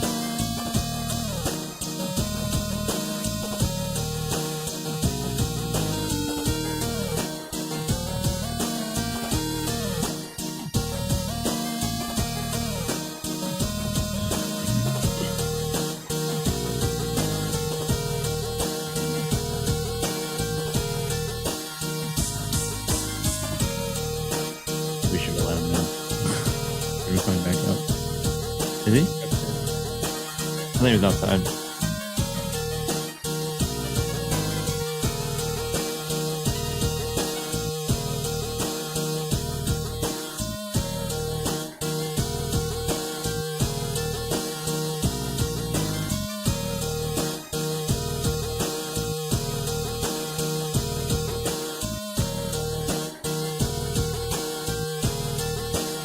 Oh.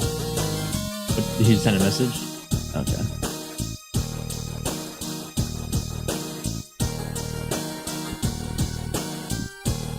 All righty. Welcome back to part 2 of Middle Class Film Class. Here's the boy.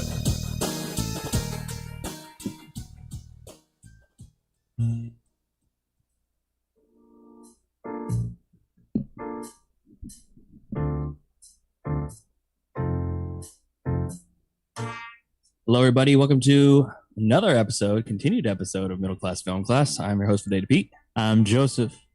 I suppose I'm Tyler. Yes, it's Tyler over there. And for this episode, we're going to be reviewing a fan selection, which I adopted from the wheel from listener Chris. And that movie is Antichrist. Feel the seat underneath you. Feel yourself sinking down into it, enfolding you. It's a nice feeling. All you feel I'm muting is you, a Tyler. pleasant warmth and heaviness. Imagine you're at Eden. Imagine you arrive at Eden through the woods.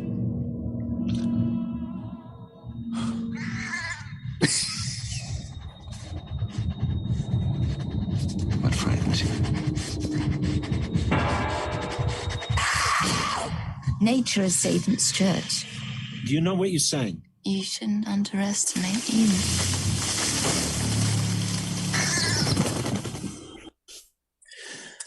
Oh, That's pretty much yeah. it. Yeah. How do you make a trailer out of this? An audio trailer out of this? Yeah, there's a bunch of screaming. I didn't want to include that.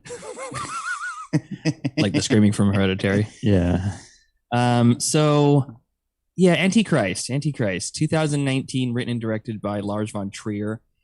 You may know Lars von Trier from some of his other works, like The House That Jack Built, Melancholia, The Kingdom, Nymphomaniac Dancer in the series, Dark. Dancer in the Dark. Yeah. There's a bunch of stuff that he's done. He's kind of a divisive filmmaker. Some people think that he's pretentious, weird for the sake of being weird. What's the other thing? It's like, what do they call it? Sensationalist. Mm-hmm. He wants to make things just to like piss people off and just to make people like leave the theater. He sure pissed me off. It's like I feel like people have a very similar reaction to Gaspar Noé movies as Lars von Trier. So Gaspar Noé, Tyler Noé. My uncle. Second His uncle. Yeah, twice, he lives in France. twice Yeah. removed. So this is it's a hard to watch movie. It's dark. It's hard to watch. Essentially, here's the synopsis from Just Watch. A grieving couple retreats to the cabin in the woods, hoping to repair their broken hearts and troubled marriage. But nature takes its course, and things go from bad to worse. I don't know if nature takes its course. Things go from bad to worse. They were a happy family, and then they weren't. Yeah. And then their infant child. Oh, by the way, I should also say, we gave a warning before the break. If you don't know anything about Antichrist, maybe go to the IMDb and look at like the parental guide and find out if you want Parental guide. Yeah, just to get the idea of the kind of like fucked up things that you're gonna see in the movie or hear us talk about. Because there's I'm gonna just rattle through a few of them. Okay. There's infant death. Yeah. Full penetration sex. Yeah. Yes. Close up. Ultra close up in ultra slow mo. Yes. I got a lot of camera questions for you, Joseph, this episode. Okay. There is a fox eating its own entrails. It's a great visual. Yeah. Be a sick tattoo. Sick tattoo, bro. Auto Cannibal Fox. Yeah. Great band name. There is a genital Mutilation. removal. Yeah.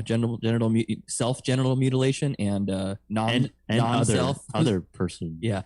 Yeah. There is a blood semen. There's also great band Blood name. cum. There's What else? There's Well, I mean, Cannibal Corpse did come up with that song "I Come Blood." I Come Blood. Oh yeah. So That classic. How could I forget? yeah. So we're gonna Actually a talk good about song. we're gonna talk about a lot of that stuff here in a little bit. We are. God. Maybe.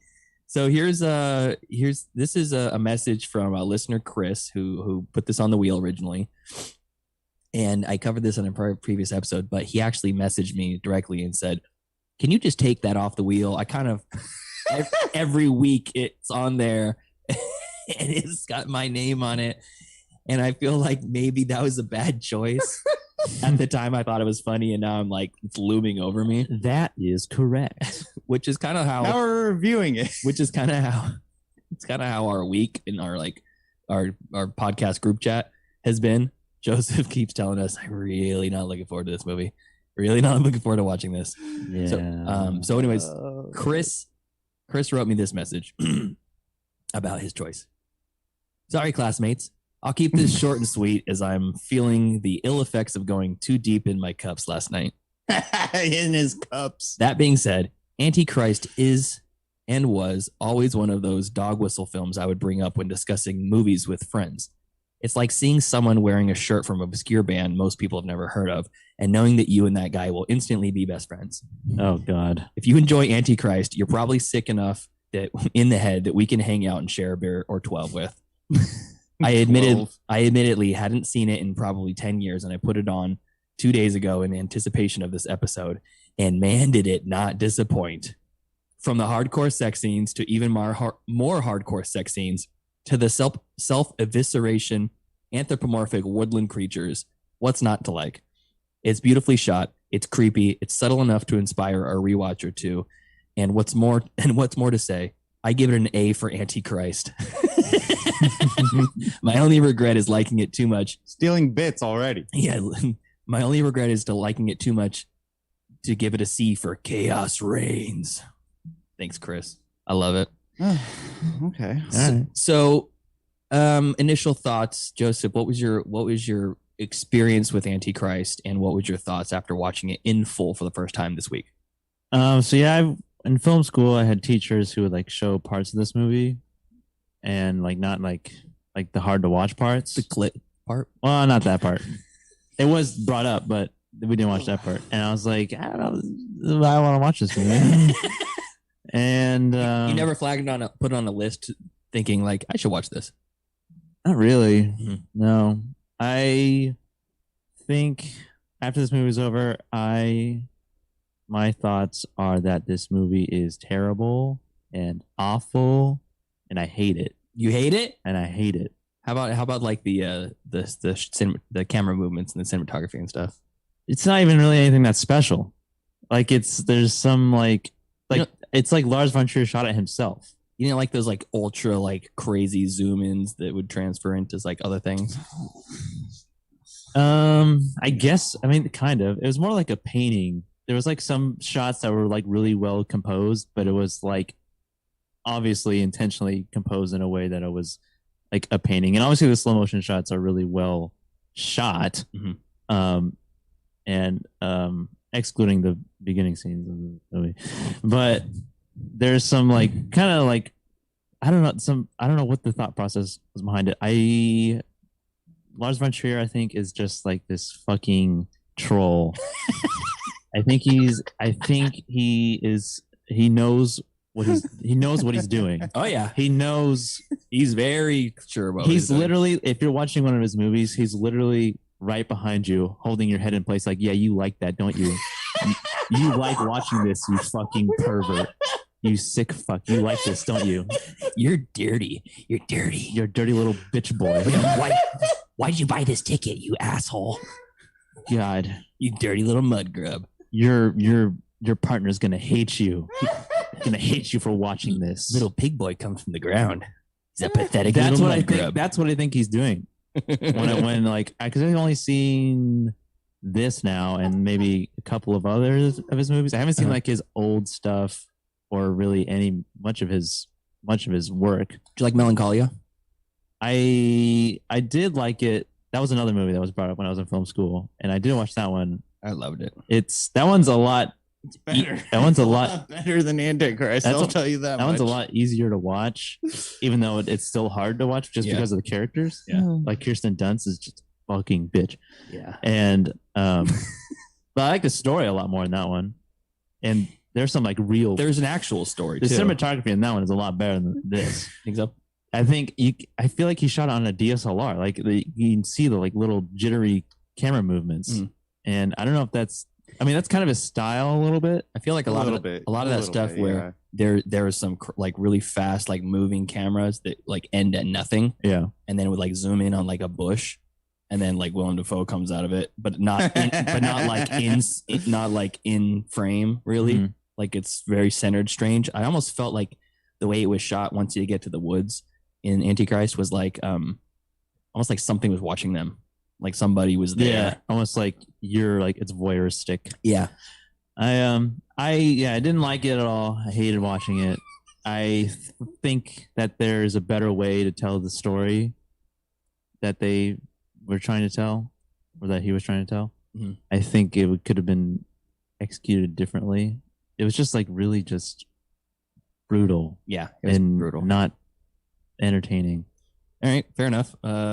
Tyler, what's your history with Antichrist? Have you seen this before? Yes, I did. I saw it when I was 16 or 17 years old, back when I was consuming movie. Like I became a cinephile in my teenage. Oh, what a file? A cinephile. You love sins? And I you'll love this movie. And this movie came across my plate. I watched it at the time. I was like, oh, this is great. This is great. And then this is great. I'm loving it. Now that I have a more critical eye on films ever since doing this movie podcast, and just being more mature. This movie is not great. By God, I love Antichrist. No, I don't. I don't. My initial thoughts were, I think this movie tried too hard, especially with like the camera movements. They're so jarring, and like I don't mind jarring camera movements, but like they have to serve a purpose. And in this movie, it served no purpose. I think the only redeeming quality for Antichrist was Willem Dafoe's performance. He played a very toxic therapist, and I just have to assume that that his I don't know if it was girlfriend or wife or whatever, that it was a patient of his. And the I don't know, I wanted to like this movie. Okay. I really did, but you're betraying your 16-year-old self. You realize that? Oh yeah, I know. Well, because like I was very pretentious as a 16-year-old, and then now I'm much more subdued as a human much being. less pretentious. Favorite movie, The Master. Well, pretentious. That's not a pretentious pick at all. Just kidding. But so pretentious. Moi. I thought this movie was incredibly misogynistic as well. I think it just was. I think it missed the mark. It definitely missed the mark of, and I didn't really get the point of the movie. I don't think you're supposed to get the point. And because you see a title called Antichrist, like, and we'll get into it a little bit later, but like, these are your initial thoughts. Yeah, it just missed the mark for me. After a second viewing, not enough up close penetration. Yeah, you want a little more of that. Yeah, backdoor action. Yeah. There wasn't enough anal in it, so okay, fair enough. All right. I saw Antichrist. It was actually recommended to me by Anderson Cowan from the Film Vault. And I've been following that show since like 2008. So when this came out in 2009, he was kind of brought it to the show as this insane movie that is really hard to get through. Mhm. And it delivered on that. I saw it in, I want to say 2010, like pretty recently after it came out. And I didn't remember a lot of it. I just remember there being a lot of sex, and it was like none of the sex seemed accessible. Like none of it was like, oh, that looks like fun. You know, it was like this angry. Seemed like a chore. Yeah, it seemed like they were like mad at each other's genitals, you know, throughout the whole thing. And then I remember like versions. I remember there were scenes like the scene with the fox. The scene with the fox was something that I remembered very differently in my head. Yeah, I don't remember it same eating. here. Yeah, I don't remember it eating my. Oh, we're having sex now? Okay. That's Willem Dafoe's basically response to half of the movie. Yeah. You're having a panic attack. Let me hold you. Oh my God, you're having sex with me. Wait a minute, I'm inside you? How did this happen? I know. Fell inside. So the extreme like blunt force trauma of like the genitals and stuff was a less effective the second time, but still was like you shuddered when it would happen. Ugh. And I think like there is the whole movie is just like shock value, like Joseph said. He's a fucking troll. He's just trolling you, trying to make it's like, yeah, you're gonna like this. It's like it's attempting though. Like it's there. Like I mean, it's attempting to shock you. I wasn't particularly shocked by it. Well, you seen it. That was the second time you saw it too, though. Well, I know, but at the same time, like I'm picturing myself like in my current state of mind watching it the first time. It's just like okay, like I get it. You're trying. Some of the things, I get what you're trying to do. Some of the things, it's not working. Some of the things didn't make. Try harder, Von Trier. Yeah, I wanted you to really shock me. Some of the things really like legitimately felt like that, like it was too hard, trying too hard, like jerking him off while he's passed out and watching the blood come. It was like, oh my God, why what is it, what purpose does it serve to the story? And then like what the fuck was up with the wheel through the leg? Yeah, it was like a grinder. Yeah, it was something? like a grinder wheel. That part I did get because she was having I don't know, that of all the parts. Well, tell us why. So ball and chain, right? Is that the old ball and leg? That's exactly what I was going through because she didn't there. She says like some throwaway line like, "Oh, you don't love me anymore," or something like that, or "You're gonna leave me." And then preceding that scene, he gets nailed to some sort of wooden wheel through his leg. It's like stone. It's stone. It's not a wheel. Oh, I thought it was. It's like a grinder. It's a grinder stone. It's like a giant wheel. It's a stone. Okay, I thought it was wood. But anyways, regardless of what the material is made out of, that was I get like what he was trying to go through. What he was trying to say. It's like tell us. You've been saying you get it. Tell us, what is it? That she did not want him to leave, and so she injured him in that way so he couldn't leave. That was just her way of doing it. I'm gonna drill a hole in your leg and then attach this 30-pound weight to it. Yeah that's exactly real right. Deep. I don't know, I just didn't get it. I mean, I understand she didn't want him to leave. I don't think it wasn't a throwaway line. Well, I'll just finish up my thoughts and we can get into it deeper.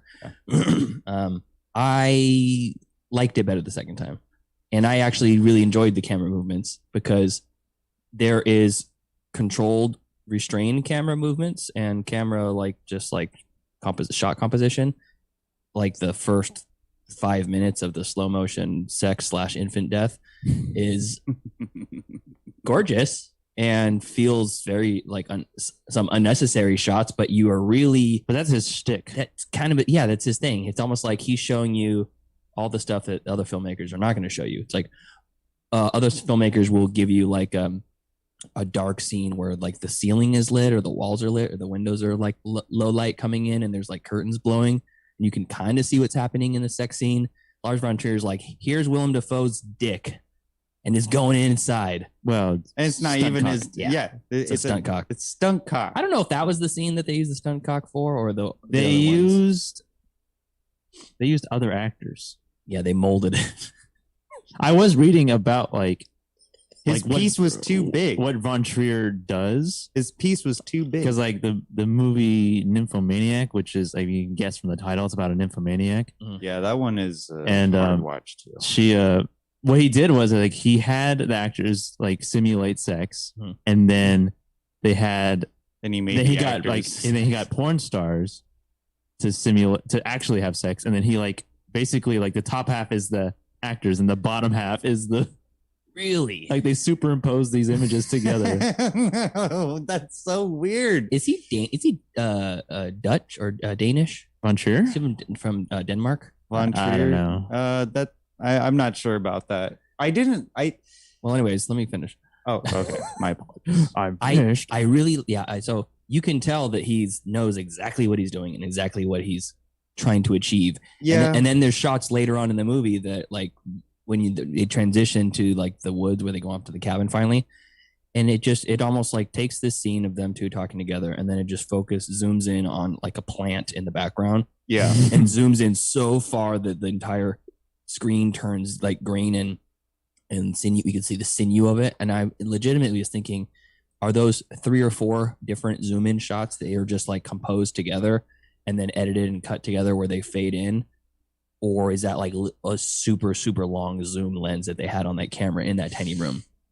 I have no idea. Digital zoom, optical zoom. Definitely had to be an optical zoom. But those shots were very interesting to me, and there were some really interesting shots that starts out somewhere and then ends at the focal point of the scene, and you're like, wow, that probably took a lot of time to get that shot, or a lot of time to get that infant get that look on his face where he like falls back. And it's like there was so much well-made filmmaking there that it was almost a shame that it was like solely that it's this movie. It's fucking the rest of the movie is what it is.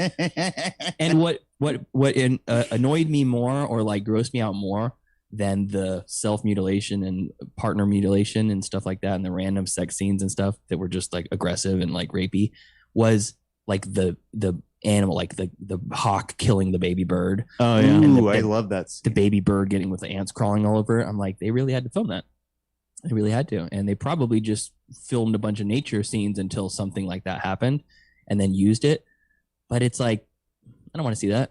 In 4K on my fucking big screen TV in my living room. It's funny that you mentioned the bird scene. Let's get into it now. Yeah. So I liked it better than I thought I would the second time.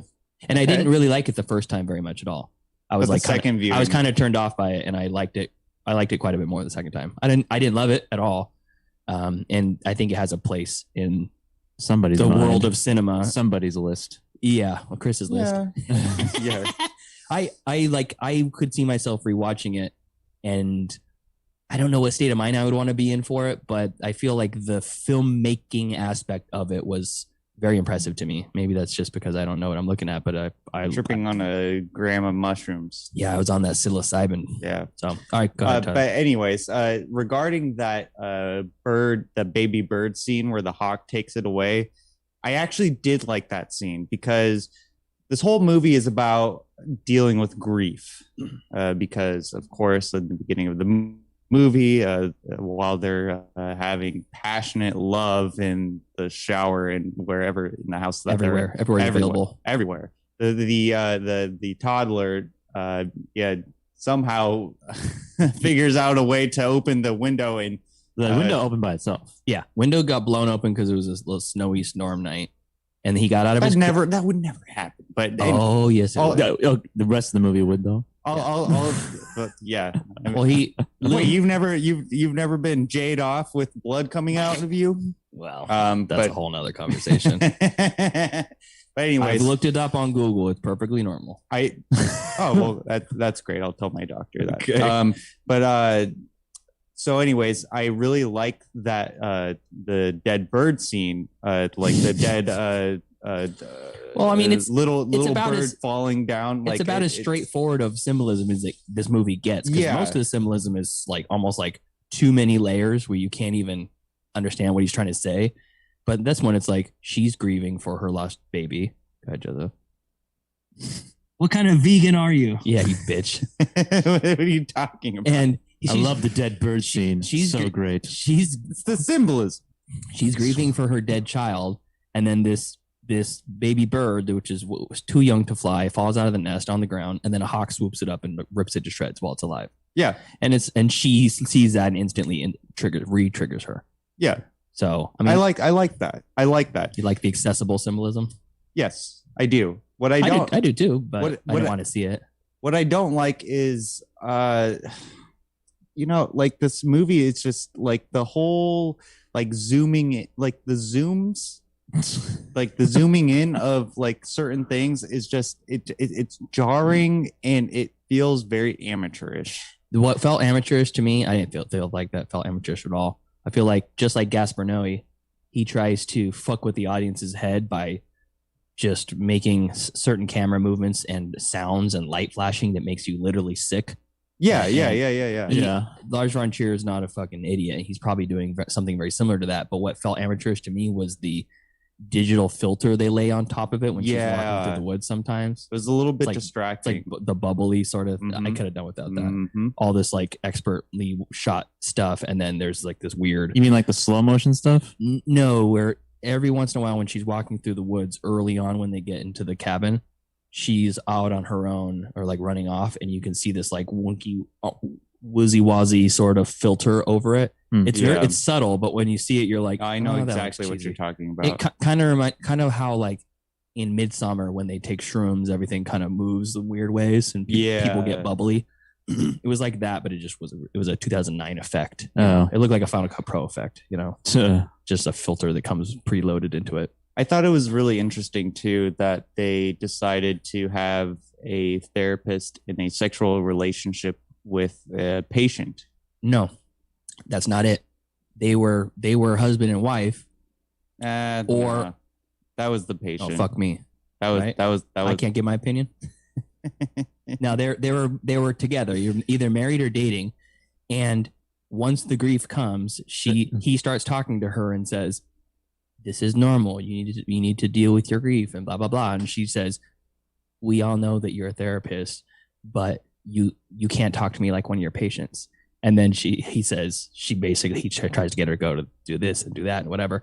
And she says, haven't you told me many times that you should never treat your family members? This is different. And he says, I believe that in principle. In principle, but I care so much. Yeah. Which I think is a fucking great line, because when it really comes down to brass tacks, do you believe it or do you not believe it? And I think he's just too arrogant and thinks that he's the only thing that can solve her. Joseph, who do you think was the Antichrist in this movie? Who is the Antichrist? I don't think the Antichrist is in this movie. But that's the whole movie. I don't think the Antichrist is in the movie. It's not called the Antichrist. It's called Antichrist. Yeah. It's called. So who's the Antichrist? I don't think there is an Antichrist. Well, I think it's more of like an idea. Well, I'll tell you who I think that they were trying to make. I'll tell you. They were trying to make the woman into the Antichrist. I don't think so. I disagree with that. With the whole the peak of the movie is her saying like, oh, like women were she was going on about women were killed for no reason in the 16th century. Yeah, well, she was going along about that, but she was also saying like she's like essentially she's embracing like women being evil, like because Willem Dafoe's character says, "Oh, you're embracing that." Yeah, she was misinterpreting the message. Yes, and I agree with what he's saying, because he's essentially trying to tell her, don't vilify yourself. This is a normal thing. It's nothing that could have been avoided. You can't blame yourself for it. And she took this like message about witchcraft and women being killed historically. And she was talking something about like nature, nature being essentially, but she's vilifying herself for no reason, probably because when you feel sad, it feels good to listen to sad music and you get down on yourself even more. Yeah. Where he's trying to do the opposite and like cheer her up, and she's taking it in a whole nother direction. But at the same time, there's like a twist in the movie. What is? Like she like watched the child fall out of the window.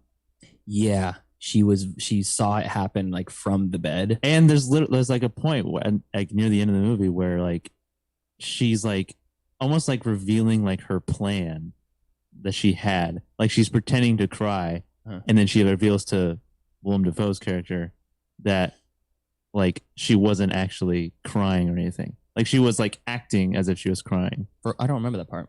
There's a part where like I think it's when she pulls him back to the cabin, and then she's like on top of him trying to have sex again. I don't know what the fuck. Oh yeah. And then she's like, it sounds like she's sobbing, but then she starts laughing, and then and then she's talking about false legs, false eyes, false. Like she starts saying that, like almost as if like the whole time that she was putting on an act. Interesting. I'll have to watch it again. I mean, the story of this movie is interesting. I just think it should have been told way differently. I agree. Where I missed something with the backwards shoes. Her putting the shoes on the kid backwards over and over again. Yeah, I didn't get where that came. What happened with that? I don't know either. That was a kind of like I was like, is that why she fell off? I was like, Tyler, maybe you got something here. Maybe she is supposed to be the Antichrist. Well, I mean, I think that's where he was trying to go. I think that it's more like a hereditary, like Payman is a thing, but you never see him, you know? But I wish they would have leaned more into that though. Like, I mean, obviously in the end, it feels a little bit supernatural. Like it seems supernatural. The end definitely feels supernatural. But it's like, I wish they would have leaned into that a little bit harder, because I don't want to interpret like, oh, was she actually like a witch or like an antichrist or what have you? Like no. Like if I took the name to be the opposite of Christ, where Christ is supposed to be in the biblical sense like a savior. He washes away your sins, and Willem Dafoe's trying to be that to her. He's almost like absolving her of all her wrongdoing, even though there probably is a lot there to hang your hat on.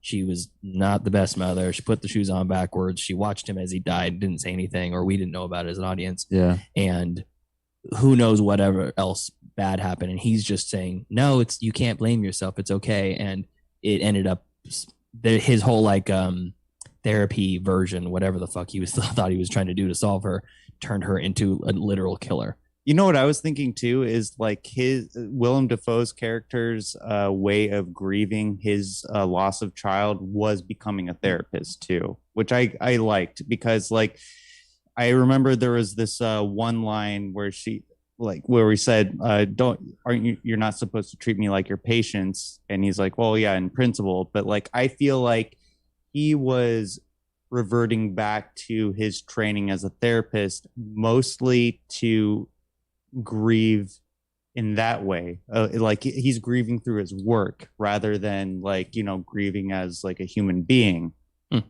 like her. like he sees his wife and he's like, or his wife / patient, it's his wife and / patient, and and he and his way for grieving is trying to not cure her of her grief. That's but what he's like, comfortable doing. I mean, yeah, you just be yourself. I mean, he has all this knowledge of therapy. I mean, why not? But he's not using it on himself. Like he's projecting onto another person. Therapists also need therapists. That's true. You don't therapize yourself. You can, I guess. But I think like, you know, actually, you need a third party. All these scenes that we're talking about the therapy and dealing with your own grief and all this other stuff was covered in a much, much more also dark but enjoyable and comedy way in the one movie that I didn't talk about, which I'll talk about. I'll just say it's the Riders of Justice, which is streaming on Hulu right now, and I'll talk about it next week because I want to dedicate some time to it. Okay. But we're talking about the story could have been told in a much better way. Yeah. Riders of Justice. So much better. And it's an actual comedy. It's a Danish comedy with Mads Mikkelsen. Oh, interesting. Yeah, very fucking funny. Dark funny. But I guess my point that I'm trying to bring across is that like he's not dealing with his own grief. Like he's dealing with it in a way where, oh, I have to, if I treat my wife for grief / patient, that he would in turn like feel absolved of his grief as well. Yeah, I could see that. Like that's kind of But I what mean, I that's, got through. that's a savior complex for a lot that a lot of people have, not just men, but I think a lot of times it becomes men. It's almost like starting to date somebody that has a lot of quote unquote problems, and you're like, I can fix them.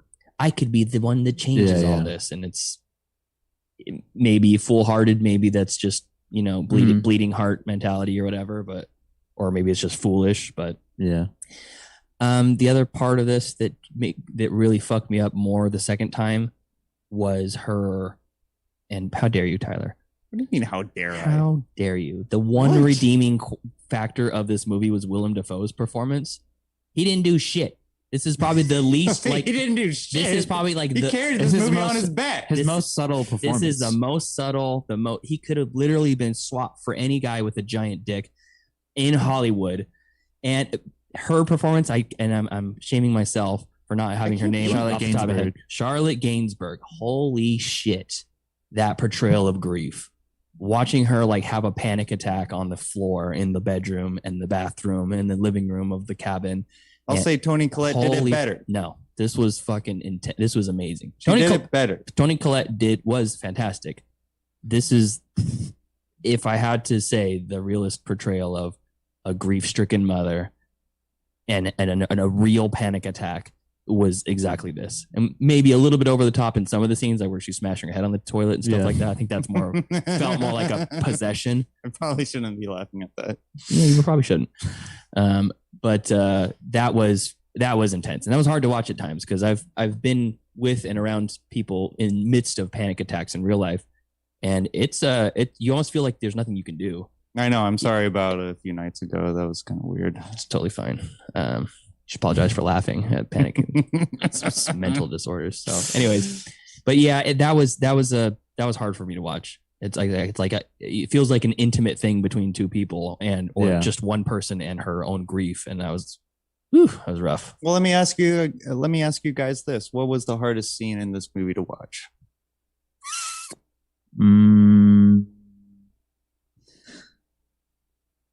I mean, what was the one that made you like physically cringe? Physically cringe? Yeah. Probably like the whole like blood cum scene. That just whole sequence right there. What the fuck? I mean, that was pretty bad. Yeah, it was pretty bad. I'll answer your goddamn question. You don't got to ask you don't got to play tough to kick it with us. Yeah, it's okay. What are you talking about? I'm asking you guys. No, you're acting like it's blood cum, no big deal. It was tough. Wait, you never come blood before? No, big block of You're wood. not living life if you never come blood before. It's shoved into your fucking junk. Just wait until you get into your later years, Tyler. You got some surprises coming. Oh, I can't wait. Also, like, he gets knocked out just from one. No pun intended. From one hit of that block of wood. I don't know how that works. I mean, I thought about it too, and I'm like, you think that's enough pain to just like lights out for you? I don't know. Probably. Never been in enough pain to get knocked out. I feel like people pass out from pain sometimes. Maybe that was it for him. People pass out getting tattoos. That's true. Point. That's a good point. It's true. So I mean, maybe I almost passed out getting up too fast the other day. It was kind of scary. That's happened to me. Yeah, I watched that. One time I was on the edge of black. I was like, ooh. I was like a couple years ago, like I had to take a step back and I fell into the wall. Now we're on a tangent. There was one time I was eating a bowl of cereal a long time ago. I got up from my bed and I got up too fast and I right by my front door of my bedroom. I literally blacked out and I dropped the bowl of cereal. Oh really? It's weird. It's weird feeling that coming on and you're like, I can hold it back. I can hold it. Nope. Tyler, what's yours? I'm thinking of mine still. Mine would be when he wakes up with the stone on his leg. Like that to me, like anything like Achilles tendon, like leg injuries, calf. It's through his calf. Oh yeah, that sucks. Yeah, that it surprised me too. I wonder what hurt more, his junk, yeah, or his calf. Junk for sure. I would say the calf, just because like that's a long-term pain. Like he's never going to recover from that. Yeah, but in the moment. I'd say two things for me were probably equally as bad was cutting off of the clitoris. Ooh, yeah, I was going to mention that. You're too. like you see it coming. For by the way, gratuitous shots of both male and female genitals in this. Yeah, like I was like, this is a lot. This is a porn. This is a lot. This is basically pornography with no payoff. This is porn with it's porn with blood. Blood porn. Great band name. Blood porn. I love that video game. Blood porn too. No, I it was that you see it coming and you see the scissors and you're like, is she gonna cut his dick off? And then she like takes him to herself and then she's like looking for it, she's trying to find it, and then she brings it out to the front, and then it clearly cuts to like a clay or some sort of prosthetic, but it's pretty fucking real. It feels really real, and you can feel Von Trier going to his. I'm not even a woman. Going to his like special effects department. All right, guys. I need you guys. I need a favor. We need the realest clitoris you can get. Model it if you have to. Yes, and yeah, exactly. That was tough, and the whole the stone in the leg thing was the whole thing was bad. But when he pulls it out, yes, that was hard because you can see the weight of it counter levering off as it comes out, and oh my gosh, that was rough. The whole thing was bad. Yeah, I mean, after discussing this though, I need to rewatch it again. No, you don't. You don't need. No one needs to rewatch this. It's gonna be years before I ever watch this again. No one should ever watch this. I don't know. What were you gonna say, Joseph? Let's just talk about Willem Dafoe's career real quick. Okay. So we got Willem Dafoe in this getting essentially almost buried alive. We got him getting stabbed in the back with the scissors too. Let's talk about Willem Dafoe getting fucked up in movies. Yeah. Willem Dafoe. We got Antichrist. Willem Dafoe. We got The Lighthouse. Willem Dafoe. We got Spider-Man. Willem Dafoe. Spider-Man. Yeah, Spider-Man. He gets blown up by a pumpkin bomb. We get The Card Counter. Oh yeah. Willem Dafoe in Platoon. What was the L.A. Story or something like that? L.A. Story. The one we watched at the Red Museum, or is it a streaming night? Oh, Live and Die in L.A. Oh, Live and Die in L.A. Yeah. He was killed in that unceremoniously, but not quite tortured. And I'm sure there's another one. At Eternity's Gate, he goes slowly mad. I meant more like physical torture, physical abuse. Let's see here. Physically fucked up. Those are 5 movies that I thought of. Oh, Passion of the Christ. Oh yeah. Not Passion of the Last Temptation. Last Temptation. Yeah. That's the worst. They movies where Willem Dafoe gets fucked up. I'm not even gonna say anything. They actually nailed him to the cross. I was gonna say something about Jesus with a stone through his leg. Oh. That's a weird career path. And I listened to an interview with Willem after this movie was released, and someone was talking about how he feels about Lars von Trier, and he was choosing his words very carefully because the interviewer was like, "So you work with him in this and something else? What was it? He's in another movie. I think. Melancholia. I think. Who was he in Melancholia? I think he had a small part in Melancholia. Oh, okay, but. If it wasn't that, it was I can't remember what it was. No, it was. But that was this. It was he had 2 movies with him, and she's like, "Do you think you'll be looking forward to a 3rd movie with Lars von Trier?" And he goes, "Lars von Trier is a very strange man, a genius, but a very strange man, and I cannot wait." And I'm like, that was a very interesting answer to that. It was appropriate press release. It's like Von Trier has like some compromising.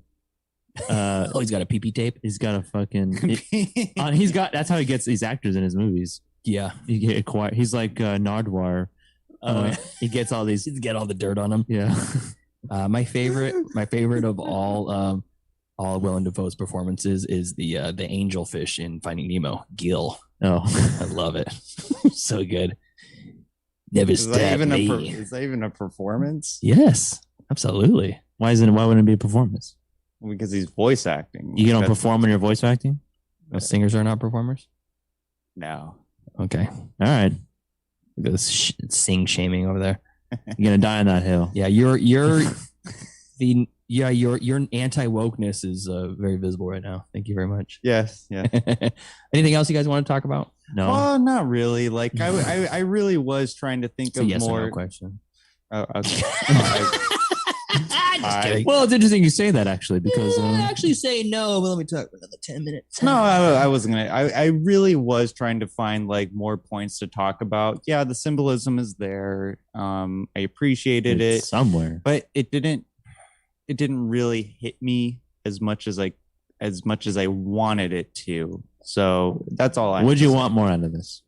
I wanted a little bit more supernatural themes to this movie and less sex. Like the sex was it was unnecessary. It was just unnecessary, but All at right. the same time it was fine. Let's grade this thing. We're right at about a little over less than an hour for this episode, but Okay. That's 2 okay. hours for the stream. So let's roll. Joseph, what do you grade Antichrist? I'm not really sure how to grade it. Personally, it's probably like a D. Whoa, that's a low All right. grade for that. I don't know. I hated it. I hated it. That's fine. I hated Hey, what it. was the other movie that you absolutely hated that we watched? That was Human Centipede. Yeah, it was Human it was Centipede. Human Yeah. Centipede. It's on the Human Centipede level. Yeah. Movies. What? Movies I would never watch again or recommend anybody ever watch. Nobody should watch Antichrist. No, I don't know. Oh my god. Okay. No. I was really hoping that Deanna would have watched this so I could pick her brain about it. She seems like the last person on earth that would want to watch this movie. Second, Yeah. Brianna. D for dicks. A lot of dicks. A lot of dicks. All right, cool. Tyler, give your grade for Antichrist. Oh, I give this a C plus for sure. Like, C+, yeah, okay. of course it wasn't. Yeah. It wasn't a great movie, It's a but it C was. plus. Yeah, C for CUNT. Okay. All right. Stop taking my bits. Yeah, only Chris is allowed to steal Joseph's bit. You apologize for stealing the bit as you're doing it. Not to steal your bit or anything, but here I go. Yeah, here I go. And then you tried to shame our listener for doing the same thing. Yeah, that's right. That's right. I'm a very complicated human being. Complicated. But anyways, yeah, C plus. I think it was well done. But at the same time, I feel like it could have used a little bit more. It just didn't hit me as much, and less sex, less penetration. We don't need to see that. Like, that's not necessary. Like, it served no purpose to the story of grief. But yeah, Antichrist C plus. All right. I'm going to give this a B minus because I had appreciated the film that it was with if you were to take like the plot and all the insanely gruesome things out of it, it would be a much better movie. Mm-hmm. But it was really well made. I feel I liked the camera movements. I liked the emotions that it got out of you, and it really just made you like feel sick in certain parts, which I don't like, but I can appreciate the filmmaker for doing that. Yeah. It's like I'm not the horror porn, slasher porn type of guy that's kind of like, I don't like watching Saw where people get tortured to death and things like that. Mm-hmm. But if I were to watch a Saw movie and it's a well done one, I know what I'm getting myself into for that. And for Lars von Trier, I appreciate that he gave us 4K black and white, ultra slow motion, full penetration within the first 60 seconds, because you know what you're getting yourself into for the rest of the movie. That's the true. second you see it, I and then the absolutely baby agree. dies while they're boning, you're like, okay, what is this movie? And do I really want to spend the next 2 hours of this? Because it's like 2 hours and 5 minutes or something like that. Hour 48. Is it? Yeah. Oh, I thought it was more than that. I don't know why. Yeah, it feels long. Same. So, anyways, it was a well-made shit show that really fucks you up. So, thank you, Chris, for letting us indulge on this movie. This is your Paddington 2. Yeah, there we go. Over and over again. Time for the sex. Time for the sex. Over and over again. Time for the sex. A lot of it's like Oh, look at that. Yeah, there was a lot of that. The first time I watched it, just watching the blood come happen, you're like, oh my God, they put that on film. This was in a theater. Oh Two people had sex. Two people had sex. Two people had sex. This is what I think about fucking Von Trier. Troll bitch. Troll bitch. All right, so fuck you, Von Trier. All right, so now we are done with Antichrist. It's in the books. We are Fucking off the wheel. off the wheel. Thank God. Our longest edition. So now it's time for the wheel. 1 wheel, 8 slots. 3 hosts. This is the Wheel of Destiny.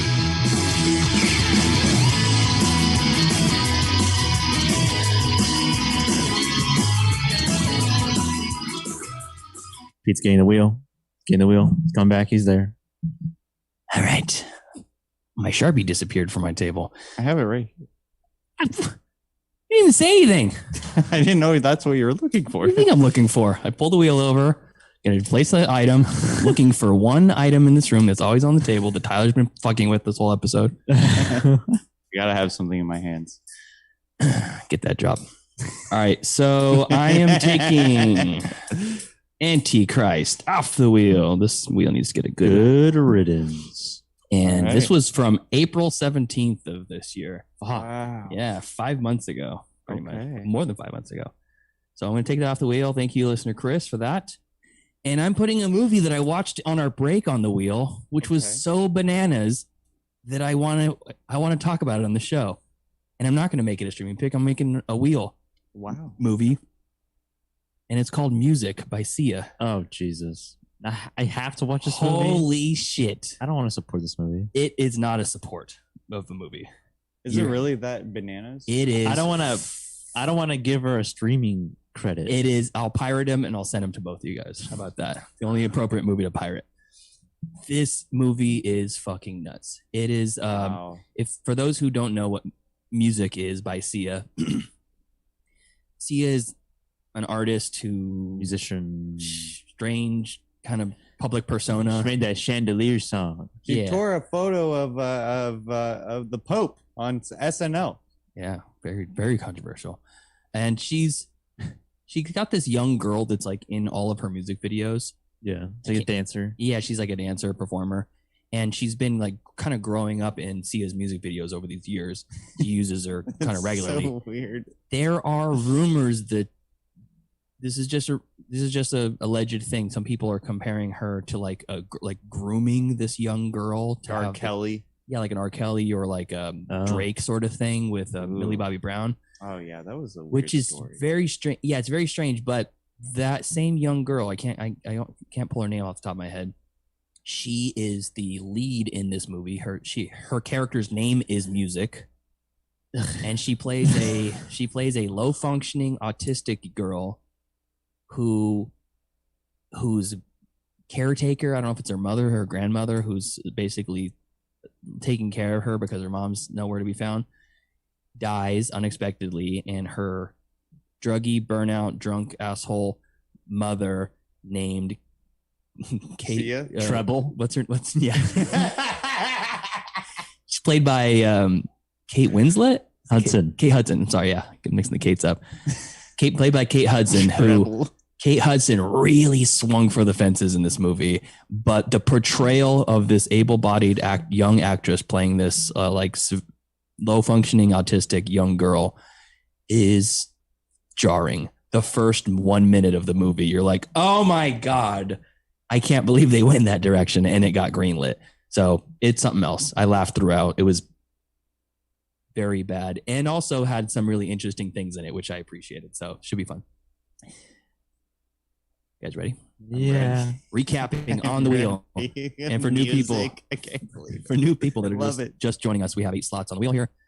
Some of them are our picks, some of them are fan picks, and we have a fan list. So we have a natural fan pick, Joseph's adopted fan pick, Life is Beautiful from Joseph, a natural fan pick, Tyler's adopted fan pick, Starship Troopers from Pete, Hellraiser from Tyler, Music from Pete, and that's it. So we're going to give a spin. This is going to be what we watch for next week's deep dive review episode. Come on, Music. Fan pick. It's a fan pick. Oh, fuck. Fan pick. I guess we probably should have thought of that before we started spinning the wheel. It's a fan pick. All right. Well, I lost my. I have the list still, but I have to find The little app. the random generator. While you do that, I'll talk about the fan picks. So if you want to get your movie on our fan list, I think there's something like 40 or 50 or maybe something like that entries on there now. We'll choose at random if it lands on the fan pick wheel, or if one of us really likes it. Like I adopted Antichrist to go on the wheel. Right. If it lands on there, we'll use a random number generator, and potentially your movie will be chosen. To get on the list, just email us mcfcpodcast@gmail.com. I mean, how fun how that would be. Seeing your movie recommendation being reviewed by us. Here we go. Okay, I have the movies. Okay. Just making sure that we haven't watched any of these already. Oh, before we do that, we have listener mail. Oh, I totally forgot. Okay, is any of it fan pick related? It is. That's why it's jarred my memory. Okay, so let's check the middle class film class page here. All right. This message is from listener Steven from Canada. Steven. A great listener from the Great North. So this is a message and a fan pick. Okay. Hey guys, hope all three of you are well. I got my second COVID shot this past weekend and it's kicked my ass. So I've been doing lots of movie watching. Thank you, Steven, for doing your part. Yes. I'm listening to the show and hearing the drops from Tyler talk about The Lighthouse, and I finally sat down and watched it. It was very, very, very good. 3 varies. Yes. I liked the cooking scene. It had me in fucking stitches. Overall, I realized that I really like Robbie P as an actor. I also threw on The Witch for the first time, Peanut Butter Falcon, and Green Book. Also, I would like to remove my original fan pick of Lost Boys, and which, if it lands on it, we'll just delete it. I don't even have that on. What? Could have sworn it's on there. Maybe I don't have an updated list. I don't know. Yeah, maybe we're operating off an old list. But I heard that episode where you guys kind of reminisce over it. So since Tyler hasn't seen, and I believe it's a great discussion that could be had, and one that I'd like to partake in, Once Upon a Time in Hollywood. Yes. By listener Steven with a PH. I've been meaning to watch it. Listen to this. You could have just actually have watched it. Listen to this. I saw this movie 5 times in theaters and watched it 2 or 3 times since. It catapulted into my favorite movie spot.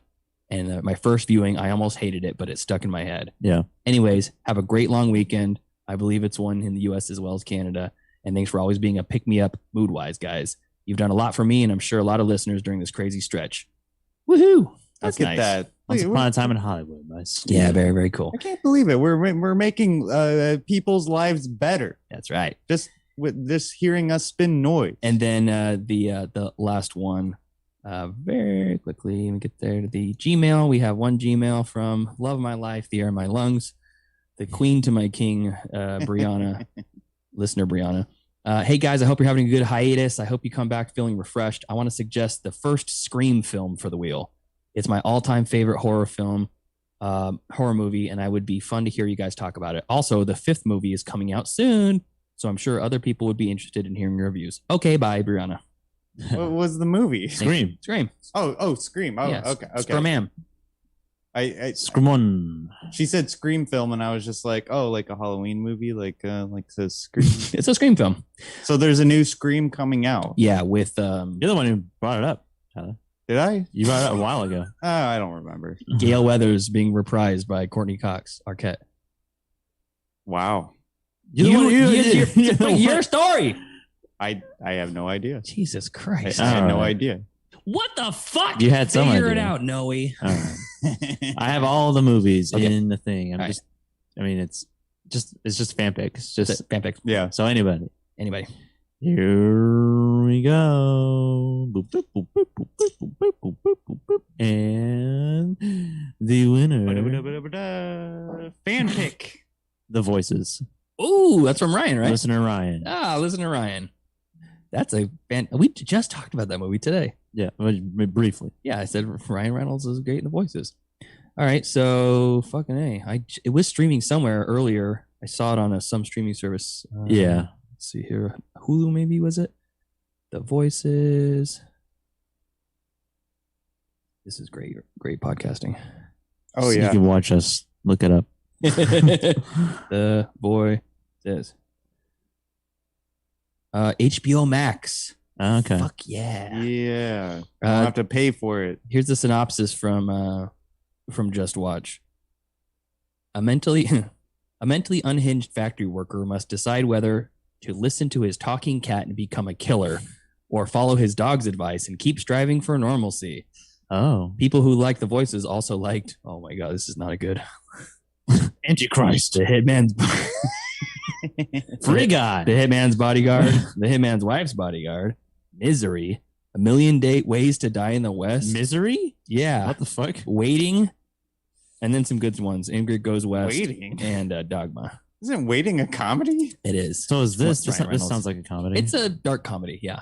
Okay. I fucking love the voices. It's fantastic. So This can't will wait. be my first viewing. Both of you guys? Yeah. Oh shit, yeah, that's good. Cool. Maybe we'll have Ryan call in next week. Yeah, maybe. Doling out justice. So until next time, catch us when we gab next week and talk about waiting. Waiting. The voices. The voices. Yeah, that's what I said. Hit the website, mcfcpodcast.com. Gives you everything you want to get in touch with us. So, yeah. Follow us on Twitter, I guess. At MCFC Podcast. Podcast MCFC. Yeah. One of the two. And please follow us at Middle Class Film Class on Instagram, as well as leave us a voicemail, why don't you, at 209-730-6010. All right. Thanks for joining us. See ya. See ya.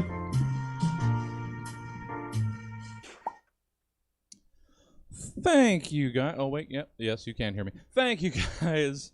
And that's trying to start the away music. Come on. Everything worked properly. Here it goes. Thank you, guys. That is it for Middle Class Film Class. That's it for us for the first leg of this afternoon. We've got 2 more shows coming up. Really spread out through the day. Next is coming up at 5. It's the debut of Instant Talk with Kevin Scott Brown. And then another debut at 8 o'clock. It is Mxfits, short form improv. That'll be live in person here at Stab. Instant Talk will be another streaming show. Check out the full calendar events at stabcomedytheater.com if you want to know more about what's going on. I don't think there's anything else that I can send you to, any of our friends that are on right now. So just go have lunch. I'm going to go have lunch. Let's all nourish ourselves. We'll see you guys here back at 5 o'clock for Instant Talk. Talk to you then.